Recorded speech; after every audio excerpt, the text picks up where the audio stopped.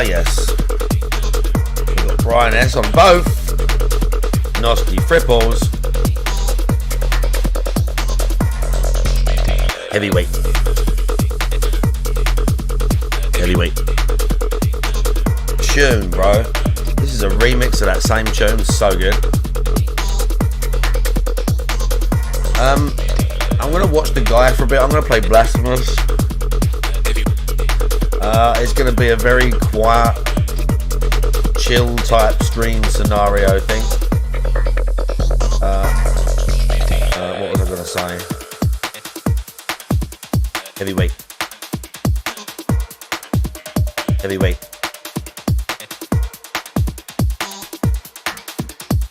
I'm hungry. I'm gonna be really hungry after this stream finishes, I know that much. I just know that much already. I need a fucking guide for all the... God, I need a guide for this.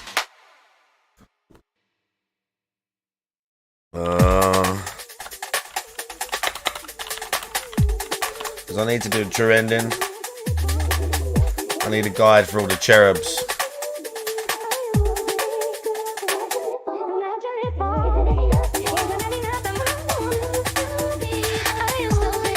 I need a guide for all the cherubs, bro. One by one.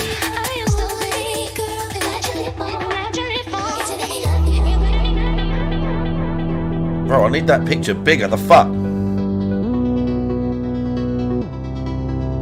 Okay.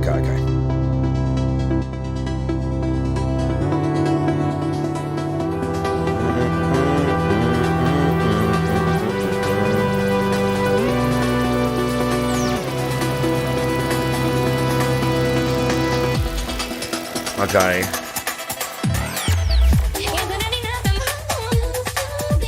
I need to check them one by one. This is going to be long, dude. We need a video whilst this is going on. What can we have?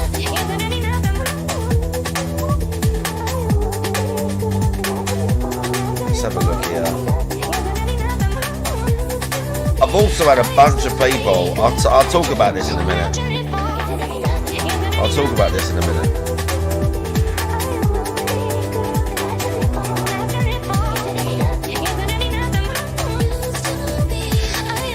I'll talk about this in a minute.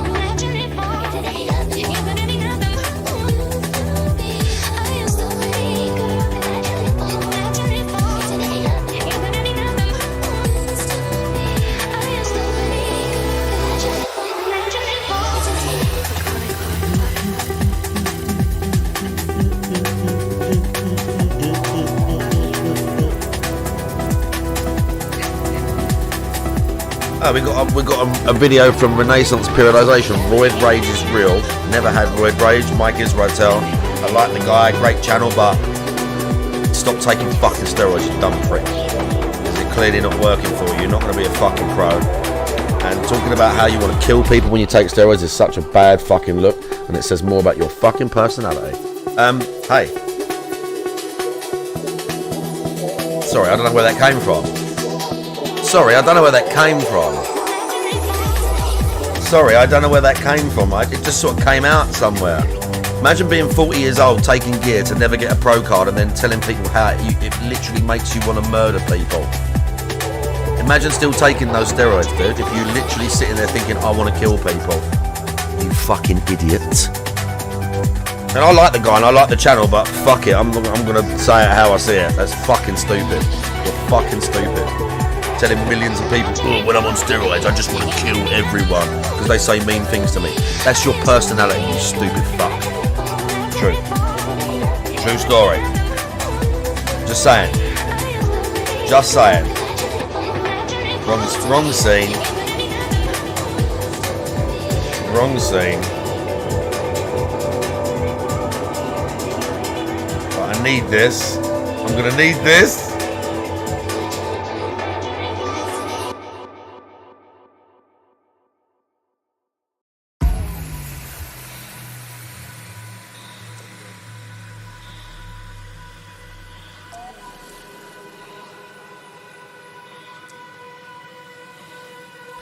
I'm gonna need this. We're doing it alphabetically. Heavyweight. Heavyweight.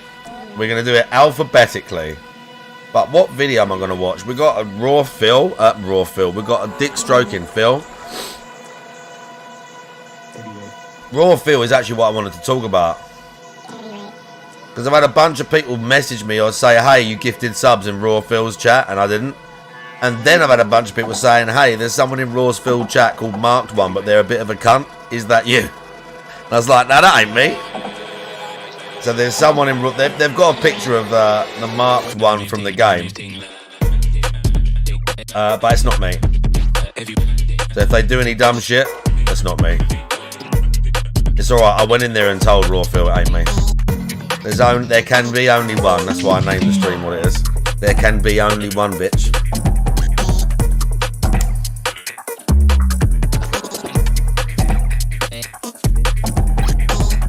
What about the Dr. D video?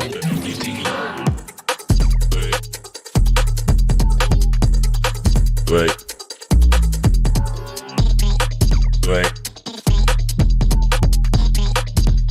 We're literally halfway through. We were literally halfway through this. Let's do this. Let's do this whilst I'm looking for this shit. Important information around the dock, and certainly have gameplay footage with the inclusion of music that is blended well with the gameplay. Are we having a good time in the arena, baby? Yeah, we are. Let's do this. This is why he was calling himself Dock 2.0. But even so, a new model only exposes that the prior one was imperfect.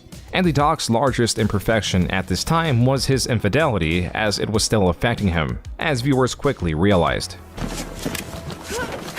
GGSNSD, thank you for the $10. It's knock knock, who's there? The Dock coming into another woman. Thank you for the $10. Manimal, thank you for the $20. Can we have some motherfucking firm handshake? Let's go. Wow! Are you kidding me? I mean, that's gonna happen. Hey, watch your mouth, huh? Aren't you the loser who cheated on his wife? Dude, aren't you the one that needs to tighten his braces up? Idiot.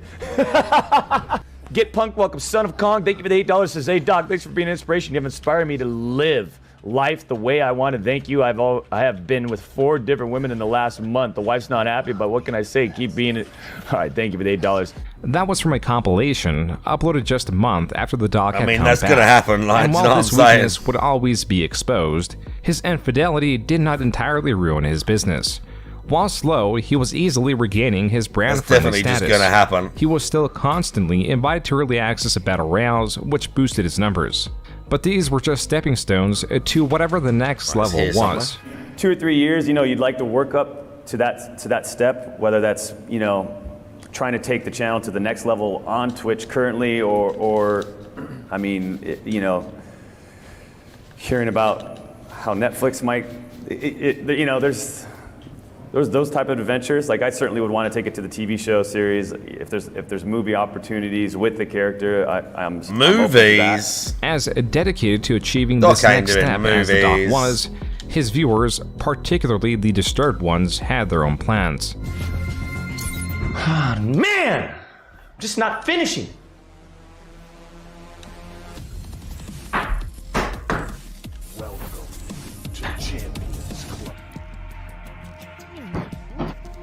Ladies and gentlemen, I gotta fucking end I've got to end the broadcast right now. Someone shot at our house, broke the fucking. You forgive upstairs this window. guy for his past transgressions? This I don't is the know, second because shot I don't know someone what he shot did, yesterday. John Schmidt. At our. Because nobody someone shot knows. yesterday at our fucking house. Because he won't say it. Because he won't say it. So, how old was the girl? What did he say? Did he make a joke? Did he make like an in-character joke about himself? Was he truly inappropriate? There's so much shit swirling around him that I couldn't tell you. I don't really follow the doc. When I would like, all I really knew about the doc, I had a mate who liked him, and occasionally I would see a clip of him just like screaming, and I just think his reactions were funny. Like, I think that the fucking, you've seen the clips of him doing like the Chinese voice and that, even though it's like way over the top. That shit's funny, dude. So I don't really know about him beyond then. I don't know exactly what he did. I don't think anyone knows what he did. But, I mean, it's sus that he won't say it.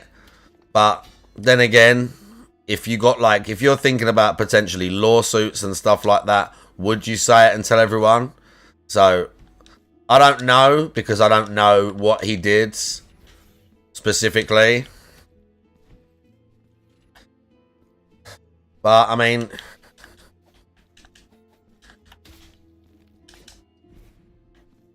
G-Star in Hathaway.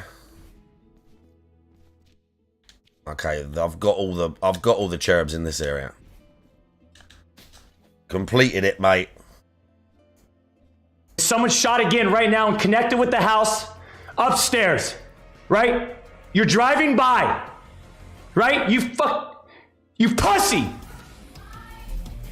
The doc, in what appears to be the following day, came on stream and lightly addressed the shooting. Am I going to be talking about anything related to what happened yesterday, today? No. I'm not making a big deal about it. It's being handled. Yeah, that's what I'm saying, John Smith. I wasn't a proper According follower. to the San Diego Union Tribune, quote, He investigators was funny. later The guy's determined a talented, BB gun like, was however you used want in to the slice shootings, it. and suspect those responsible may have fired So I from guess a nearby as park, this Lieutenant goes Amber on, Bass said, we're unquote. going to see. Following this event, there were no more acts of violence against the doc, at least not public or to this degree. And as difficult as his stained reputation was to cleanse, by 2019 he was virtually back where he left off. You know, I'm pretty fortunate. Heading into this year, started this year, joining like a super. I mean, he's clearly the one thing you can say about him is there's and the team there. like, obviously, he's got a partner and he's cheated on them, and he's been unfaithful at this point. Clearly, repeatedly because of the fame and everything else. But like, is that a good thing? No, but like, bro, I can't sit here. I've been unfaithful to like I've cheated on partners. Like, you know, so I can't sit here and be like, oh, well, he did this and he did that. I'm not talking about the minor shit, whether it was, whether they were underage, what he said to them, because, again, we don't fucking know. But I can't sit here and judge someone and say they cheated on... I've cheated on people, like, you know? Like, I'm not innocent in that department, so I can't exactly judge him for that, because that would just be completely hypocritical. It's more, what did he say to this girl? What did he say to her, and where's the transcript? You can't, by the way, I've seen people saying show the transcripts. When Twitch bans you, you can't get nothing.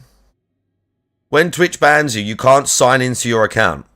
When you're banned on Twitch, the account is gone. It's still there underneath, but you can't access anything. You can't get your emotes, you can't get into any of you can't get anything. It's just gone. You tried logging, it said it don't exist. So, but we might find out. But as well, that he, like, I don't trust Twitch either. That's the other thing about this whole situation. And again, it's not trying to defend him. I don't trust Twitch. The Twitch CEO is a fucking, like, a simp fucking scumbag. The Twitch CEO is a creepy simp scumbag who allows people like Hassan Piker, LTG. There's people on the website that should not be on the website, but are allowed and clearly afforded protection by the website. So I don't trust Twitch any more than I trust Dr. Disrespect. Because Twitch have also shown themselves to be liars, not credible, multiple times. So the idea that Twitch is some like bastion of like protecting women or stuff like that is just fucking nonsense. Because Twitch, I mean, I'm streaming on Twitch. Like, it is what it is. It's a fucking trash platform when it comes to like bans and politics and stuff like that. It's a shit platform for those things. Shit. On taking like, things to the next level and doing it right. CAA is a rather high-end agency that retains all forms of talent. From models, musicians, actors, they are world-class. And it appears, through his meet and greets and other events likely organized through them, that they were propelling the doc's career. And the winner is Dr. Disrespect. I love you guys.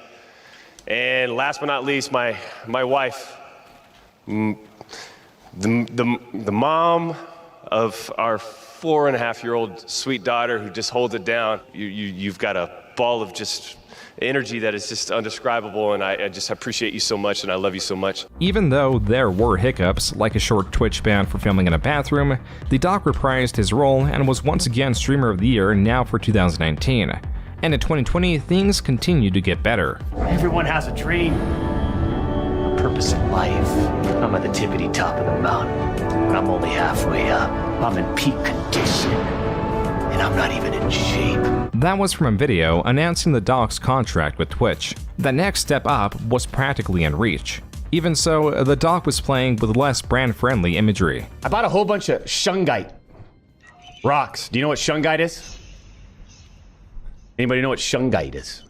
It's a 2 billion year old like rock stone that protects against frequencies and unwanted frequencies that may be traveling in the air. That's my story. I bought a whole bunch of stuff, put them around the La Casa, little pyramids. The Doc's sincerity comes into question this Captain partly is because live? of his sarcastic demeanor to similar things the year prior. Link it, Redanimator. already? Wait a minute, it's about aliens. Link it, Redanimator. Link him quickly, Captain Alex. I can't remember the numbers. Let's see if it autofills. It does. Don't worry, I got it. What's he doing?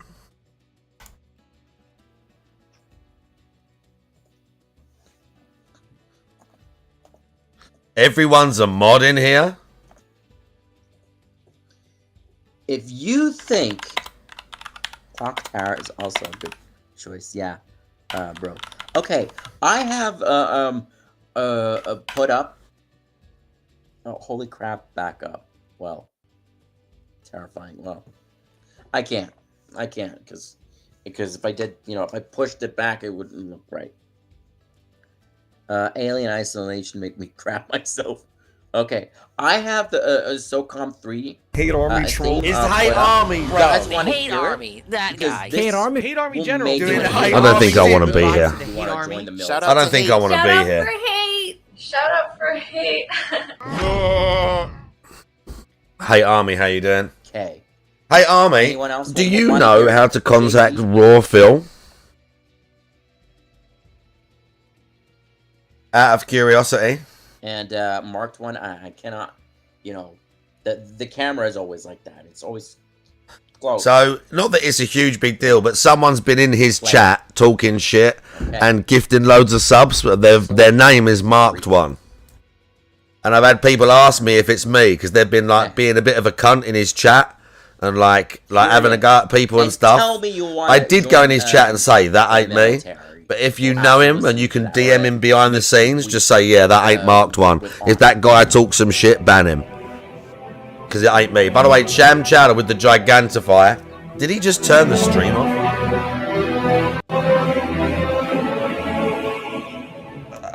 Fucking hell.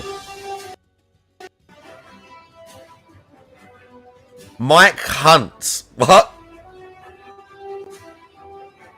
Blank Duval is in there. Bro, I can't watch this. Yeah, of course, you can send him the clip, of course. There can be only one marked one.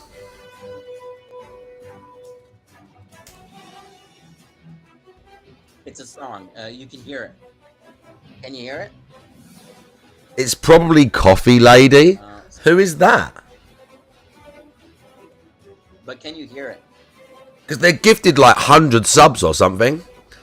Oh, I see. Yeah, probably. Can you hear it? There was some other loser in his chat called Mackie Fish who I was atting him, and out of nowhere, this Mackie Fish guy was straight up saying, "Hey, look, that the other marked one is fake," and I'm like, "Who's this fucking loser?"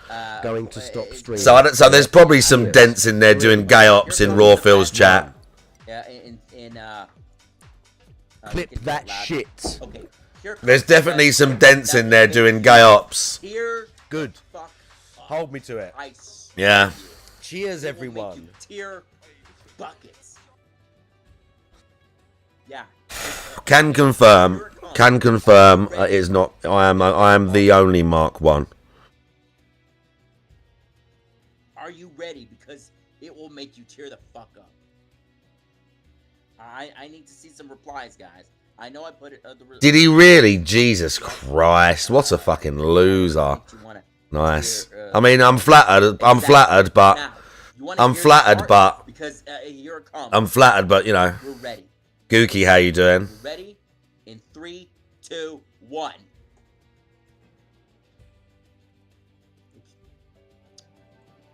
Uh-oh. Uh-oh. Bro, this guy.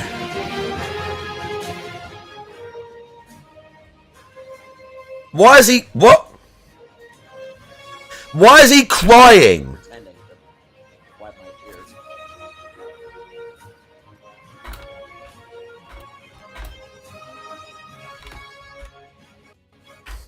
Why is he crying?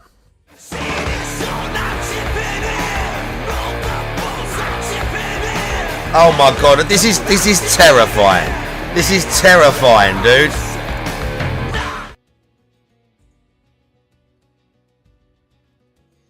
No, that was me just doing the Okay, he's not crying. Yeah. That was so freaking good. Tell me that was awesome. You didn't tear. If you didn't tear up, you're a robot. You are a faker.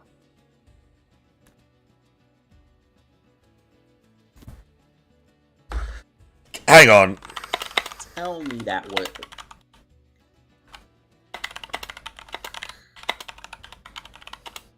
Yeah, exactly. That's why I like Soul Calibur 3.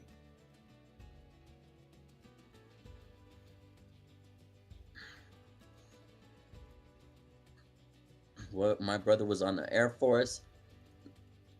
Yeah. Hey, Polar. You just missed the most badass moment. We love So Calm. Can we suggest music to get you your opinion on it? Well, okay. Have you ever played the... I'm scared to request a song now. No. I'm scared to give him a song to listen to. Oh, the Air This is Captain Alex. This is a guy that watches DSP. You're back again. You probably have to do more chores. Okay, yeah, do your chores and you know, that music used to get hype. Let's get him to listen to Bicep. Exactly. Now that have you ever played Stalker? No. Okay, I want to get a certain question out of the way. Who checked out? Let me know. I'm gonna check it out whenever I have the guts later. But I want to. Okay, I want to ask. Metal Slug is fun. Someone asked about Yasuke. What's he doing? Oh, he's terrifying, this guy. This guy is terrifying. Because I who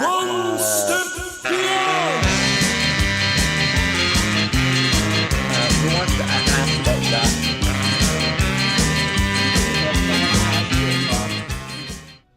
What is he doing? Loosen this up a little bit here. I know you're seeing the spin, but I wanna show you guys something. Okay, there. That's my next one. No. Sorry, Gun show. I'm making you dizzy by seeing the spin, but I want to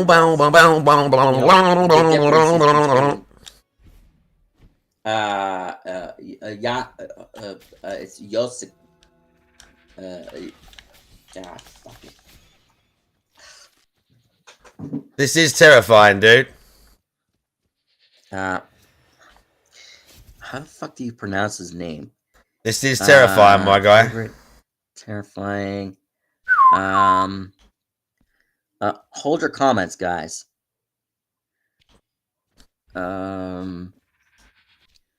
Okay. Okay, the cherub would be here if it was here. Yeah. Yeah. It's Yasuke. Yeah. let me tell you. Let me tell you something about that. When Yasuke is my favorite character from.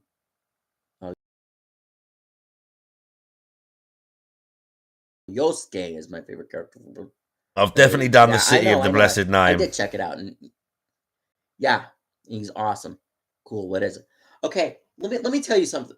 Something, guys. When people, like when I found out people were going to remove Yasuke from AC ACS, like I thought like I was going to lose my mind. Okay, not yet, not yet. Bro, this is terrifying. Okay, pull it up a little more. I'm sorry I'm making you dizzy. Ruben Sano, how you doing? By Are you a seeing this. full-time PT now? I used to But be. I want to show you something. I used to be. I'll just work at a different- gym, but I'm still Why? qualified. Because they're gonna put I'm still a qualified PT. I just assassin don't really do it in now there. because PT is like a because, grind. And if you want to be, for some, not all, but if you want to kind of make it as well as a PT, there's a lot of bullshit. You got to be doing a lot of like selling and stuff like that, and it's kind of like, it's just not like, hey, there's one right there. Holy fuck, I can't believe we didn't get that. Yeah, it's a bit like, it's a lot of work. Are you done with the Quiet Game? No, but I was not that impressed. I'm going to play it again, but I want to get all this blasphemous stuff. It's way more enjoyable, and I was not that impressed with it early on, I will say. But yeah, PT, you got to be doing social media. People want to see like before and afters. You've kind of got to sell it a little bit. What's really hard about being a PT, if you can be in a gym face to face and build a rapport with people, that's better. But what people don't really want to hear online is like, all these fads don't work. There's no before and afters. It takes as long as it takes. It's as hard as you want to put in. No one's going to like get you up and tell you to do it every day. And even though you're doing one session a week with me and you think that's helping, ultimately doing one session a week with me is almost fuck all. You need to be in the gym on your own 2 or 3 more times and then maybe a session with me to get guidance and build this into an entire routine. People don't want to hear that. It's harder to tell those people. If I stopped roids, I would be smaller. If I stopped taking testosterone, I would crash and be much smaller. I'd probably lose 15 pounds of muscle, something like that. 10 to 15 pounds. I would be lean and I would like still look good because I train all the time. And I looked like, before I ever done steroids, I'll show you what I look like. I've showed this picture a bunch of times.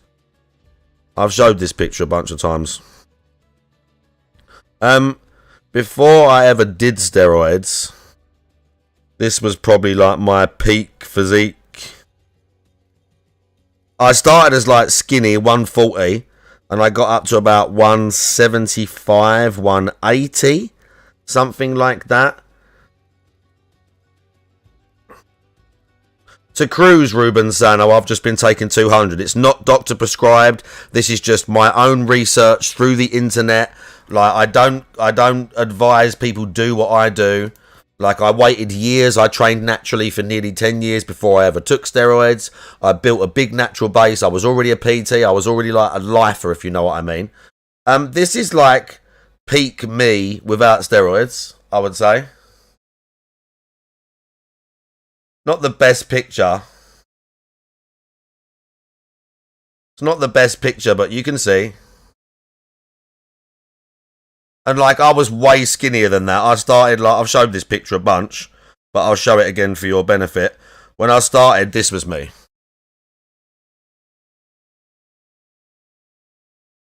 That was the start of the journey, like 10 years ago. Are steroids cool and casual? They are not. They are a life choice. They are basically a one-way street for most people, and you shouldn't take them unless you're very sure you've built a natural base, you know what you're doing with training, and you know that this is going to be like your life, that gym is going to be something you are going to do for the rest of your life. If you get to a point then where you've stopped progressing and you're into this, whether you're going to compete or just do nothing with it, then they're an option. They're not magic. They don't just grow muscle out of nowhere. They're 100% way. They're not. Before you do steroids, they're just not. They don't work the way you think they're gonna work. They just don't work the way you think they're gonna work. But like they work. But they're just another addition to what should already be a completely comprehensive, fitness lifestyle. My arms, my legs, each lies a bloody ruin. But yeah, just to cruise most of the year, I take 200 milligrams of test. I could probably get away with like 175, 150 maybe. And the most I've ever gone up to on an actual steroid cycle is 400 milligrams of test. That's it. I'm not trying to be no huge bodybuilder. I don't use abusive amounts. I use small, manageable doses and eat loads, train hard, still get results, still slowly improve, and that's all I want, you know? That's all I want. I just want to have fun in the gym, try and do it as conservedly. I don't know if that's a word. As sort of like, you know, as much as I can without putting my health in too much of in like a bad way. He or she is gonna do This Captain Alex shit is terrifying. Hey, buddy. Hold on. Just a little more. Hey, buddy. A little more. Right, where's the next one? Sorry. Okay, hold on. Nope. Not yet. Brother. Not yet. Top right corner of the map. Climb up to the room with the aerial chains to the left. I think I've done that. Oh, crap. Nah. Where's the pictures, bro? Why is there no more pictures, you pricks? I have to...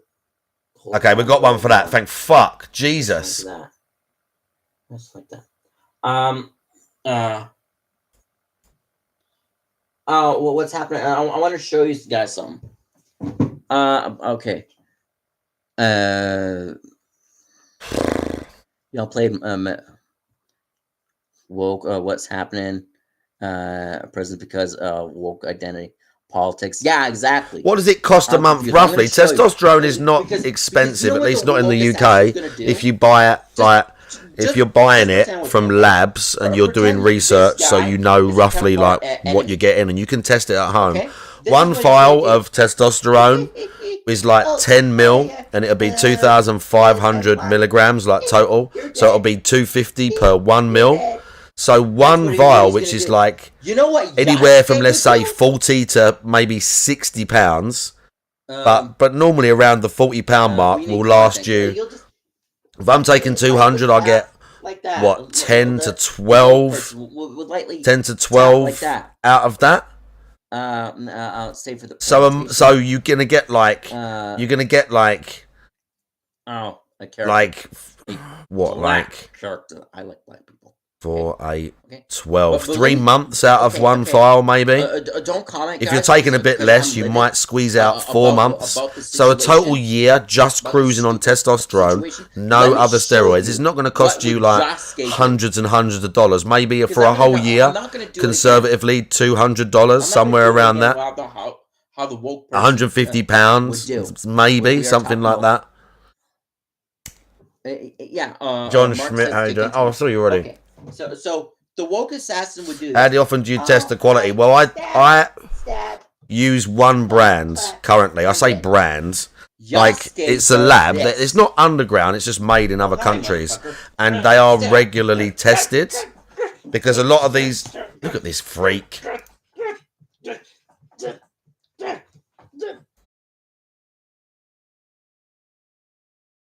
A lot of people do independent testing now. With steroids. So I have got a kit actually, but I haven't tested my test in a while, but I've used the same lab that I know is highly tested and have tested myself. Kits that you buy, these little kits, you just drip it in a thing and it goes a certain colour in it. I tell you can buy these kits yourself.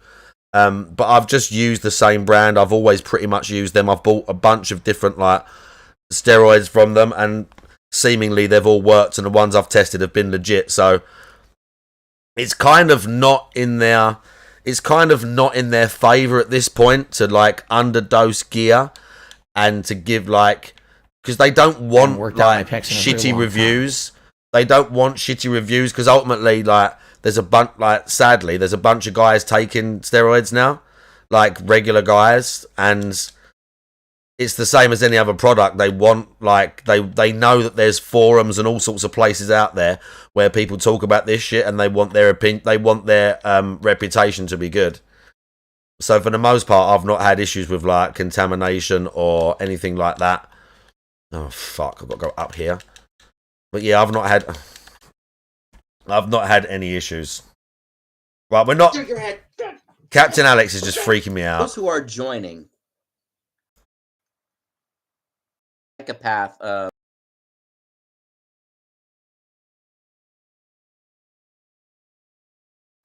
Oh my! I don't know. I don't know, Mike.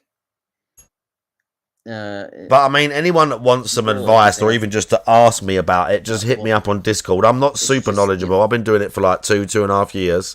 But I researched it a lot before I did it. I had good advice from a few select friends who had already taken steroids. So if anyone ever wants to even just ask me about it, like, just hit me on Discord or something, and I'll tell you. Like, I don't care. In case any trolls come in, anyone else want to be a mod? Or yeah, I'll be mod. Are we good? I seriously need to play with nunchucks. Foam nunchucks instead of playing with my fucking hair. But anyways, like I said before, guys. Break. I'll be mod. Okay. Okay, JP. Here you go. There you go. And there you go. Hey, Arby's in there.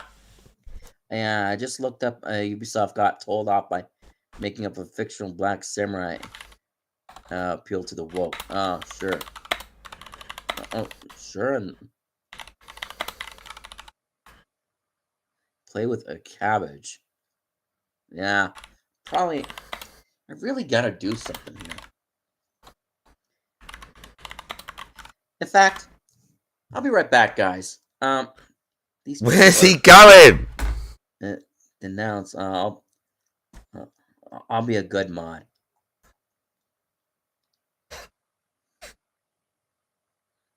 Hate Army is.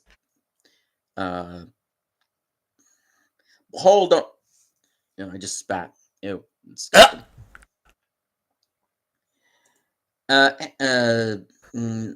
I also hate the woke mind virus. Okay.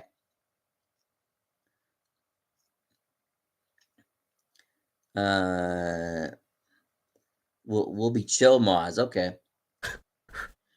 Guys, I have a toy, like a little bouncy ball toy. I could just, fiddle around. I'll be right back, guys. Because I wanna play around with that, and instead of playing with my hair, I can just play around with that. I'll be right back, guys. Talk amongst yourselves. What the fuck is happening on this stream? Thing, okay?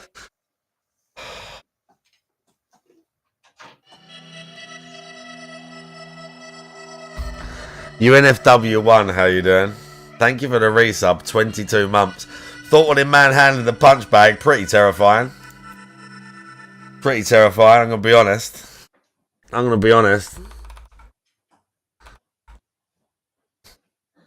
His nunchucks. What are those shoes? What are those shoes in the corner? What are those shoes in the bottom left? Okay, I'm back.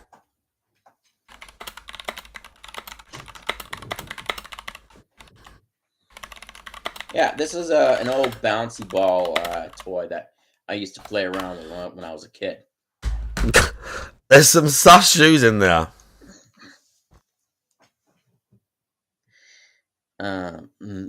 Why not? Oh no, because I'll get knocked in the head with that. It hits himself in the head with the nunchucks. Or not, but it's something for me to play with instead of playing with my hair because I'll be bald. He can't play with them because he'll get hit in the head. Oh, Ann, dude, how you doing? And this guy's wild, bro. Lil Calcium, how you doing? Playing with my hair would make me look bald after. So I just play The shoes. Read about the shoes, bruv. I need to see these shoes. Don't put emojis. Mark 1, then mod us. Okay. Mark 1 is...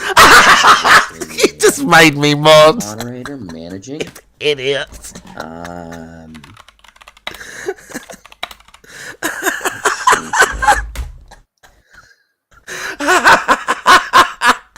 Don't forget to make me a mod. For God's sake. Oh. Okay, not a problem. Standard. It's gone, Anne. You tried. Yeah, and that's it. I need to see those shoes. Okay. Now that we got mods, we're in 1 hour in. So I won't be playing with my hair anymore. Thank you, bro. Anytime. Do you like One Piece? We need to see. They need to see what those shoes Oh, are. Jesus. More Paris. That depends on Lucky. How long you've been. Bro, thank you for the follow, Mr. Flappy Pants. Silly question, of course he wets the bed. Oh, but I need to see these shoes.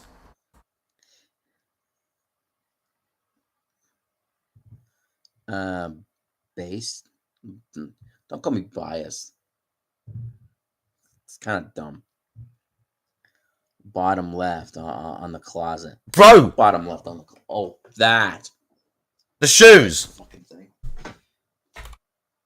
Oh, you want me to play with... What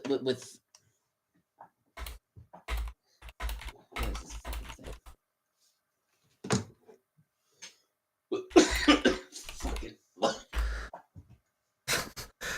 You want me to play with The shoes! The shoes! The shoes!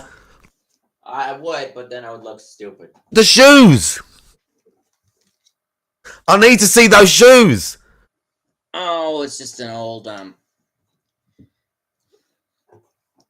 the shoes. Yeah, I know. What do you mean? I need to see them! What are they? Oh, they're just regular black shoes. Cool looking, thanks. A pump. Yeah, It's like herding cats. He's mine, dude. Wheelchair pump. And yes, I'm in a fucking wheelchair. Many positive people have. Just type, everyone, tell him to grab the shoes. Gator Nugs, how you doing? Got it. Yeah. I see the bows are you. I used to, but I suck. I am. We got to talk on his level. So don't ask me. Air Forces. Wank. You know what? Bro. I want to be a mod. Oh, I want to be a... What? Oh, I want to be a mod. Protein, just cut the crap, okay? You wear any black Air Forces? He gets pissy if you ask him about stolen valor. Why, does he pretend to be in the army? Yeah, and I already answered your question. And people are like, "Oh, could you redo the question again and again and again, like a fucking maniac on loop, so that we will never know?" Like idiots. How close he is to the camera freaks me. The hair thing freaks me out. Watch what you say, How close he is to the camera, seeing his nasty nails when he's playing with his hair, that freaks me out. He's got fake medals. What? Yeah, I know. So, like I said before, so I won't have to repeat myself. I'm only gonna say this once about Yasuke. About Yasuke. Ask him to see his medals. I'm scared though. Yasuke-kun, I'm watching you. He's talking about Yasuke again. Yasuke, I'm playing with my hair again. Son of a bitch. Yasuke-kun, sorry, you know, that's what Japanese people say. Zenny Cat, how you doing? He is a goddamn psychopath. He is a nut job. He can suplex people through fucking tables while the person that said a transgender woke mom get out exactly. Fuck. While the transgender assassin is gonna be like, he's gonna be like, What the fuck is happening? Stab, stab, stab, tra-la-la. Ask him which Buds class he was in. Yasuke is a fucking nut job. Japanese historians have Yasuke was a real samurai, Alex. These people are just fibbing on Yasuke-kun's name. Yeah, exactly. This is complete. This Yasuke stuff is complete nonsense. By the way, I've watched a bunch of videos about it. It's literal bullshit. It's literal bullshit. Aren't samurai? Well, they should because they're nuts. Yasuke was a real person. Yeah, I know that. Akin to the. Oh wow, you shouldn't be a slave. The thing that also, the best thing is about all this woke shit and these people that want to jump on a bandwagon, you had all these people making it about race and this what's named samurai and that, and literally we've already had a black assassin. His name was Adewale. He wasn't technically an assassin, but he was the main character and it was a great DLC. Anyone know who Adewale is? Of course, who? Who? Exactly. We've already had a black main character. Kind of.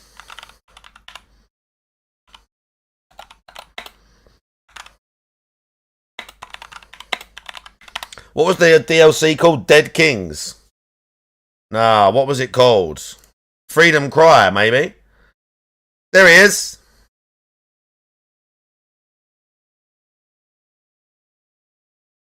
There he is.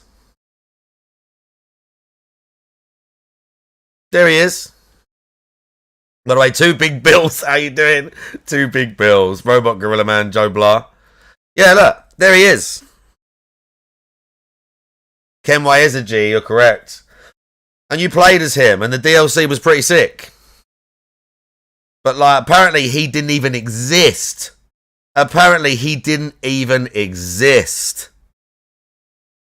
There he is in Black Flag with Kenway. These people, bruv. Oh, look at that. These people were just cancer. No? Okay. These people were cancer, bro. Hurt. Well, too bad. Welcome to my world. Nothing. He was a very cool character, and as I say, there was a very expansive DLC where you played as him. Because let me tell you this. I'm telling you this right now. As I'm playing with this thing. He literally believes in Santa. He literally was a slave that was a history person. Yeah, I know. I know. You told me he was a slave like 3 times.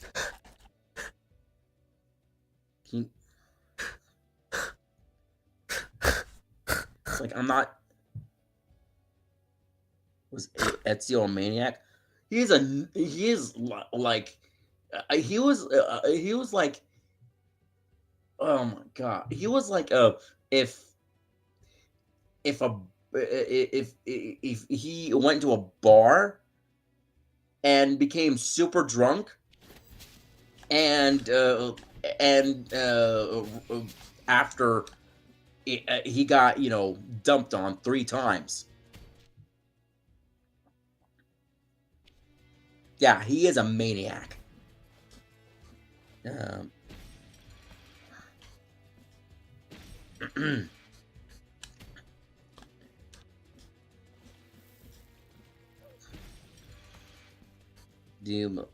Someone wanted to ask me about that.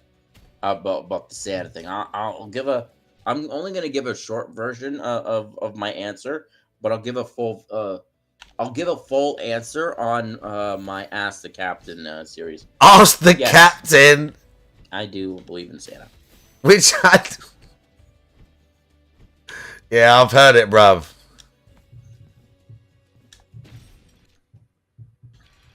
Yeah, I do believe in good old Saint Nick. But again, oh, that's awesome. I know. But anyways, I want to say this: Yasuke-kun is a psychopath when it comes to fights. He could take a mallet and shove it up your ass. While you're probably really close to him, being in Canada. That's cool, man. Yeah. Do they use mallets? I don't, sadly. Well, Do samurais use mallets? But like I said before, and I don't want to get into an argument with anyone about Yasuke. And you want to agree with me? Good. You don't want to agree with me? I like the historical figure Saint Nicholas, or yeah.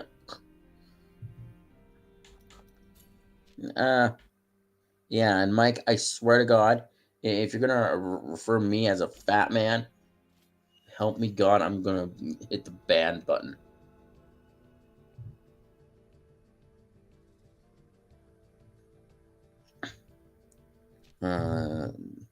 Do I like Obama? Of course I do. What do you want me to?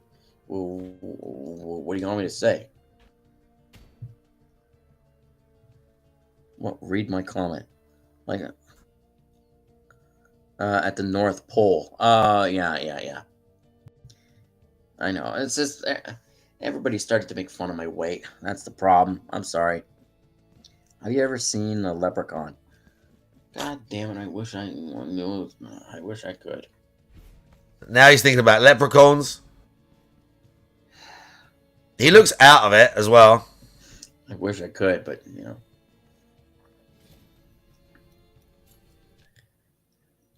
He's so out of it too. And the hood was enjoyable. Trying to. Oh my God! Don't ever do drugs. What's your view on people of color or Asians in general? Well, people of color is great. Asians in particular, except for Wuhan, don't get me started with Wuhan, is also fantastic. Do you believe in leprechauns? I don't know if I could see it. Except Wuhan, yeah, good. But as for Santa, I do believe in Santa. You will see lots. I think I know who you're talking about. I think I know exactly who you're talking about. A guy that starts with the letter C, and he's named after a Mortal Kombat character.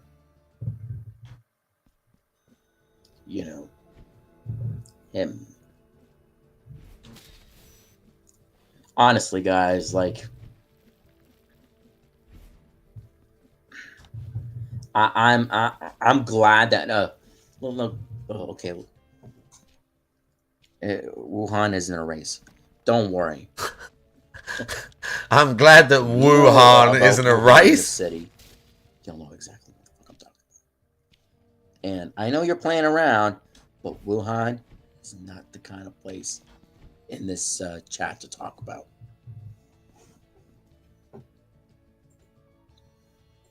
Last one is where? I'm sure I've got that. Okay. Hey, Mark again. Let's catch up.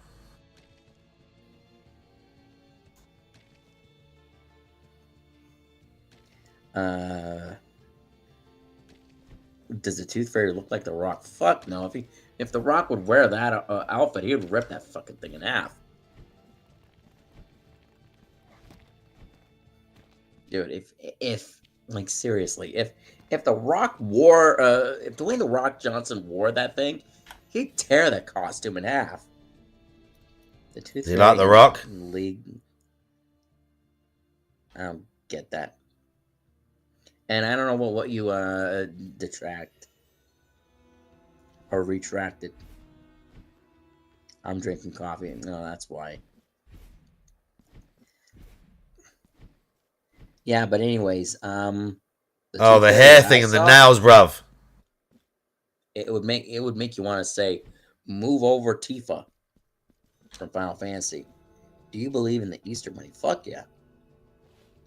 Except for that one time when the Easter Bunny, when I accidentally, crushed the hair thing and the nails, man. Chocolate egg, and I accused him.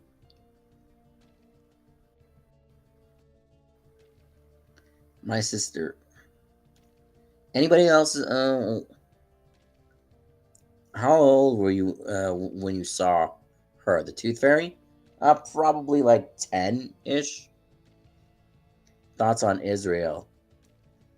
It's a politic thing, so yeah, it is scary stuff. Thoughts on Israel? Where Christianity started, so I hope they win.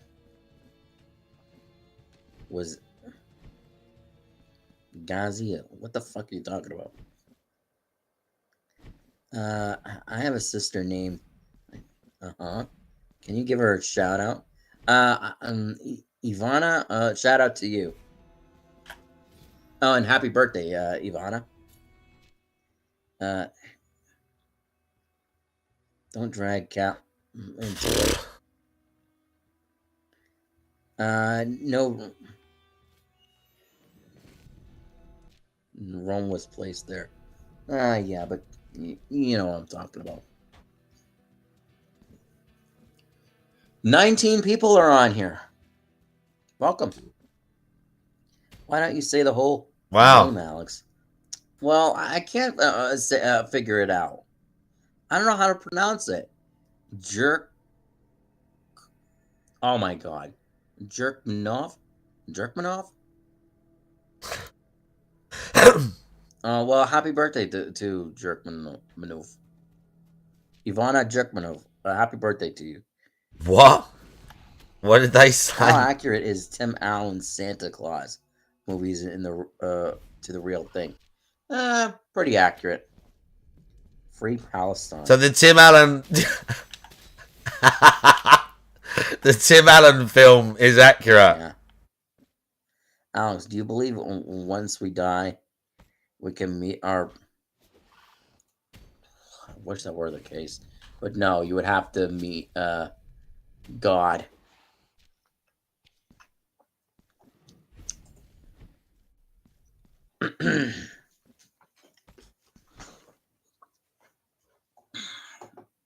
This is terrifying, dude. Okay, let's get that back.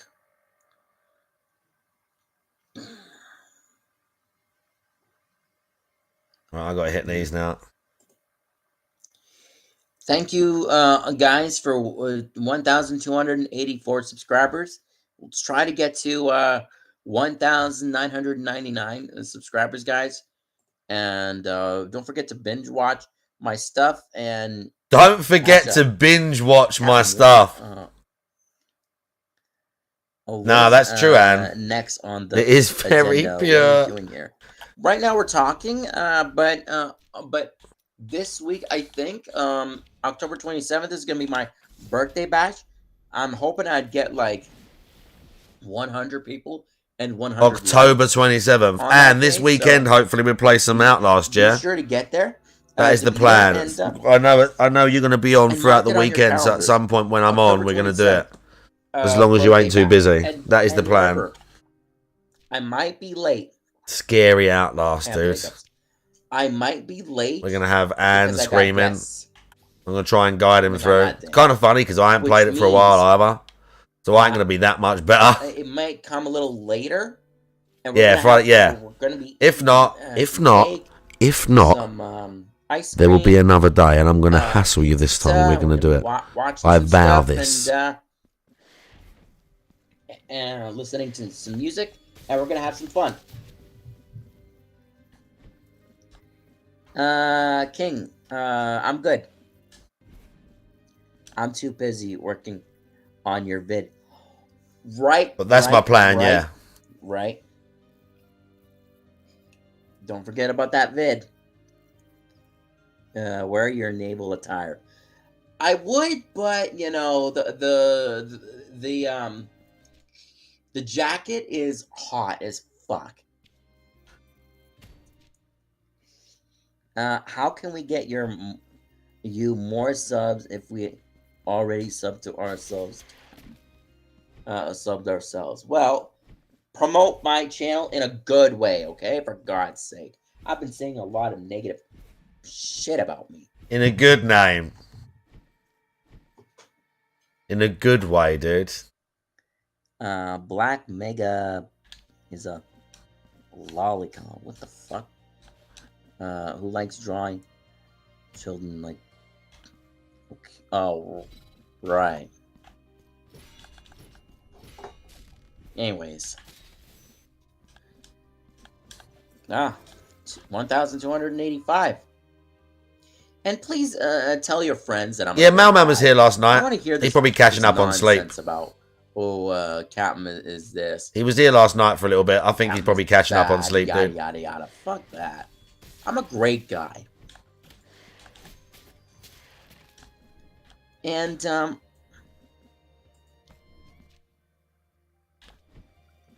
don't know what, Mega 666 said, but whatever. Any ideas on how to get the word out? Promote my channel. Share it. He's a great guy. Just promote my channel. Oh my God, Immortal. What the hell am I doing? Immortal. How's it hanging?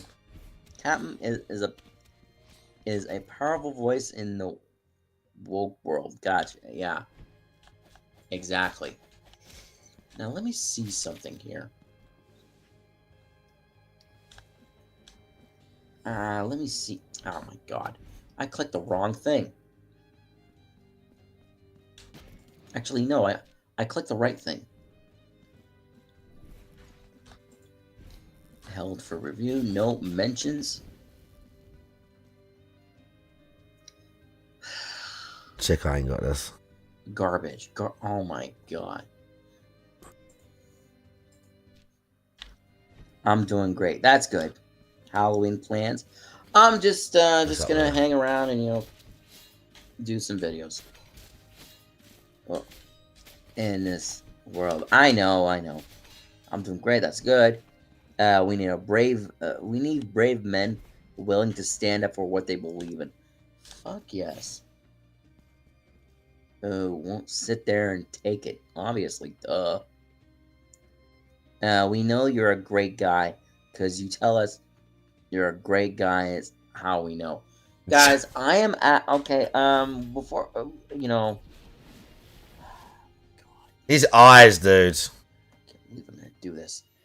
I'm going to show you something. Read what I wrote. I'm not gonna We need share it. brave I'm men gonna willing to grab stand the up for what they camera, believe in, and who I'm won't going sit to there and show- take it.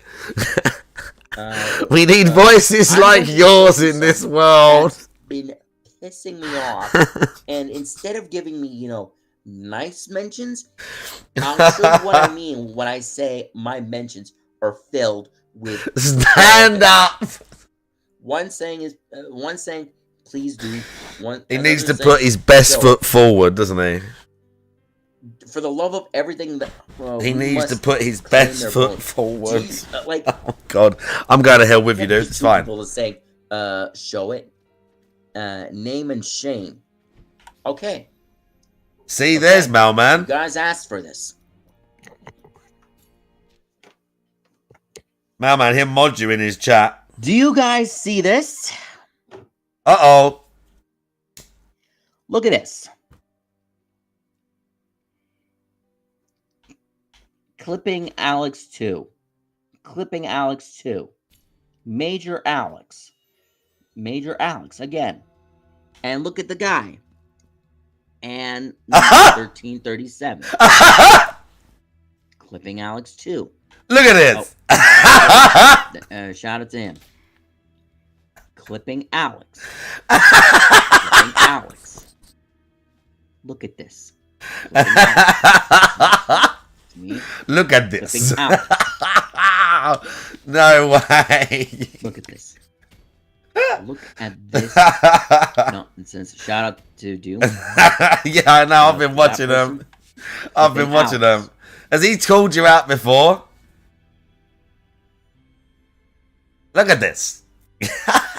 And yeah. Oh. Look at this. And we're gonna get out of that.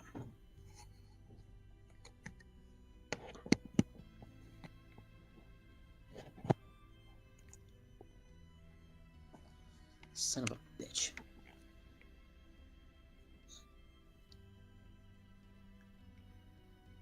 Oh, they are troll videos. I am not going to play a single one of them. Reporting for duty, Captain.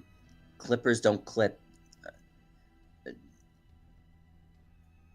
I know, exactly. Jesus Christ. Oh, I don't think I have that one. I'm not going to share the screen because I'm going to lose my goddamn mind. I just did it raw like that. And sorry if it was blurry. Man, I hate the trolls so much. Exactly. And what are the people doing? They're clipping without permission. Cap, how do we defeat these heretics? Oh my god. Report them and copyright them. Hate Army is reporting for duty. Well, here's your first duty, Hate Army. Copyright those bastards. Yeah, copyright them. Copywritten, so don't copy me. Shaking the camera like I have schizophrenia or some shit. Permission to whack them like Yasuke. Exactly. Granted. Are they saying about... What are they saying about you? Oh, that's nice. They're saying negative stuff about me. I saw... Yeah, I know. That bastard. Itchy, itchy, itchy. Ow, ow, ow. Oh!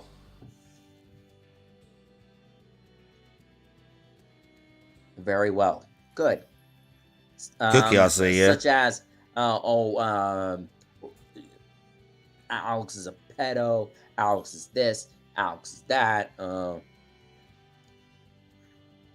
You should react and shit on them the same way DSP does. Yeah, maybe I should, but first of all, my birthday bash is coming. So, for the love of God, let me do the birthday bash first. Why a pedo? Because people think that when I'm talking to Meeks, which, by the way, a shout out to you. When I talk to Meeks, which, by the way, you know how old he is? He's 14 years old. He's a kid still at school. And and people are automatically, oh, pedo. How the fuck does that even make sense?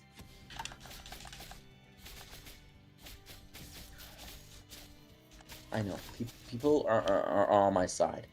Alex, calm down. Okay, Alex, calm down, just calm down. You have, how many people do you have, Alex? 1,285 people. Just calm down. Just calm down. Everything's gonna be okay. The fuck? Mike, I already told you I'm 35 years old. Jesus Christ. Mike, can you just, like, stop? I'm 13. Good. Have you tried rubbing your earlobes to help you calm down? I would, but then, you know, but... It's okay. Protein, for the love of God, don't. It's okay, Mike.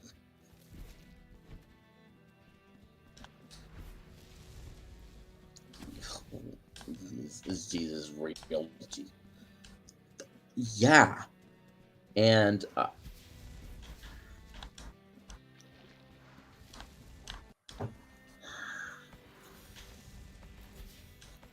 yeah.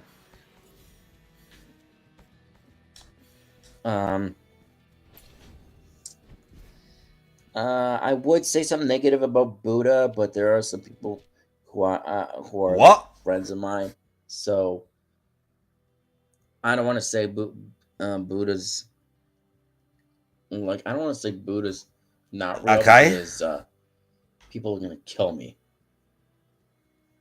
So no comment.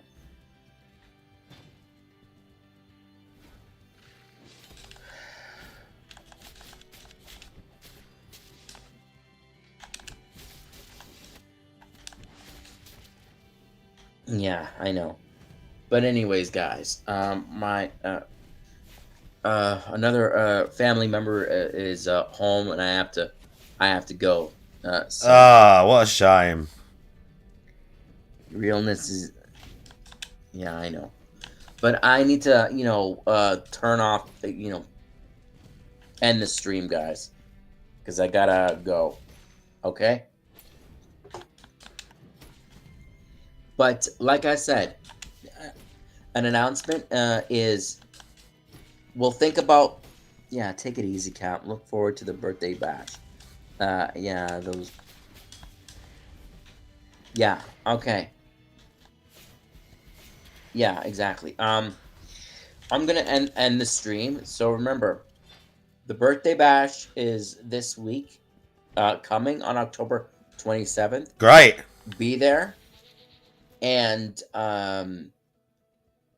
patiently wait because I'm gonna be, Patiently a wait. little late on that, and that rhymes. I'll be a little bit late on that, and we will have all the fun we can have. And we are gonna talk about a contest that we're Into that the abyss, I Hayden. want to do for the first time. All right.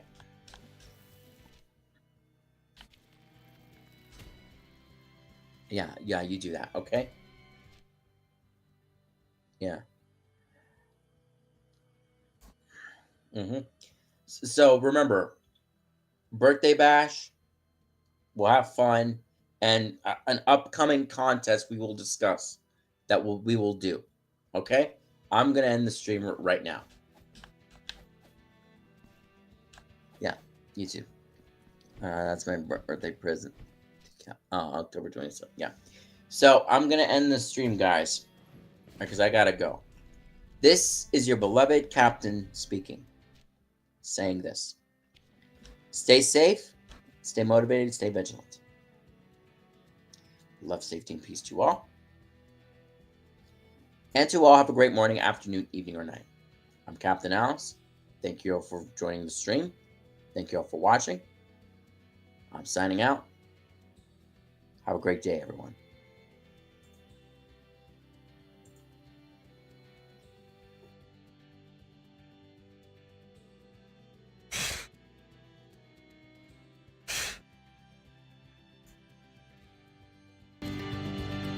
Just have the blasphemous music bopping in the background.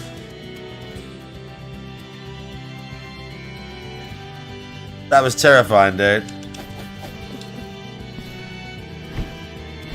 That was terrifying. A terrifying experience.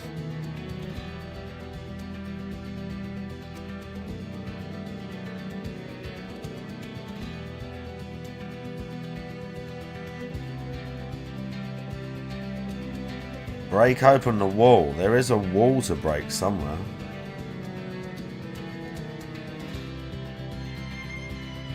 Did I get that? I've got to get those after.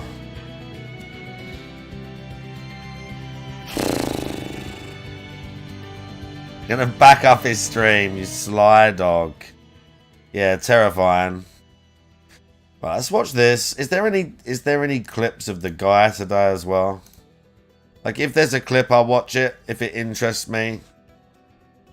If it's boring shit, I probably won't. No clips as of yet. It can't have been that good. It can't have been that good then.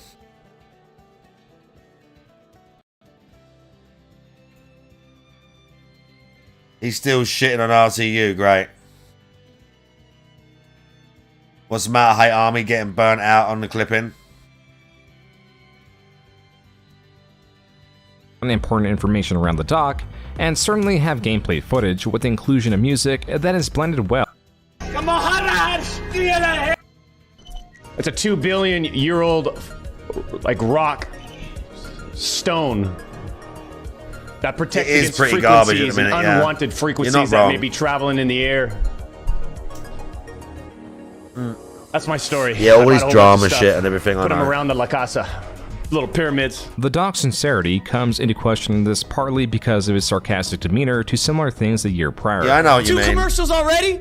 Wait a minute, this is about aliens though. Let me check it out. Told to make plant medicines by the star people. Damn, the star people? It is very false. You channel are is this? correct. All the tweeting shit, all the fake shit. Is this the Gaia Network? Permeates everything. Yeah, very true. Very good point. Good point. In the universe is expressed in motion. Yeah, good point. Because he is so cringing over the top all the time at the minute. Yeah, good point. I mean, I can't argue with that. There are no straight lines. So when I took the flower of life and opened it properly, I found a whole new wave conjugations that expose the in-between. I got my crystal right here, Terrence.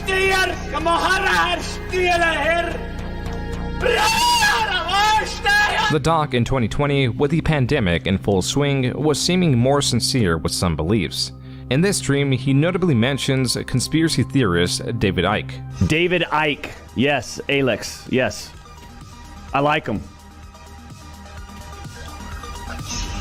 Even if like it's like it just kind of, you know, all it allows you to do is just sort of like, you know, allows you to step outside of the box just a little bit. Whether some of the stuff is not true or not, whatever. I think the whole goal though is to wake up! The doc goes on to say he also bought his book. I actually bought the, Mrs. Assassin bought the book, actually, not me. There was then a tonal shift with the mention of Roblox. Tomorrow, will you be playing Roblox 32 Hide cherubs, and Seek dudes. Extreme on stream? Hold on, what's that? Roblox. Hello, Crash Nation. It's me, Ash, and I'm here with Chris. Hello. And today we're playing hide and seek. Yeah, let's throw him a taunt. He has the camera guy, so. The doc then sits in silence for about 3 minutes before going back to David Icke. David Icke. I'll be it. No, bad. No. I ordered his book too. Yeah, I want to be it. No, bad. Oh, the backyard, the backyard. Oh, okay. Okay, who's it? I appreciate everyone watching Who's today. it in the backyard? Who is going to be The looking? backyard's tough. we'll We get don't really, like you said, we don't really know some of the.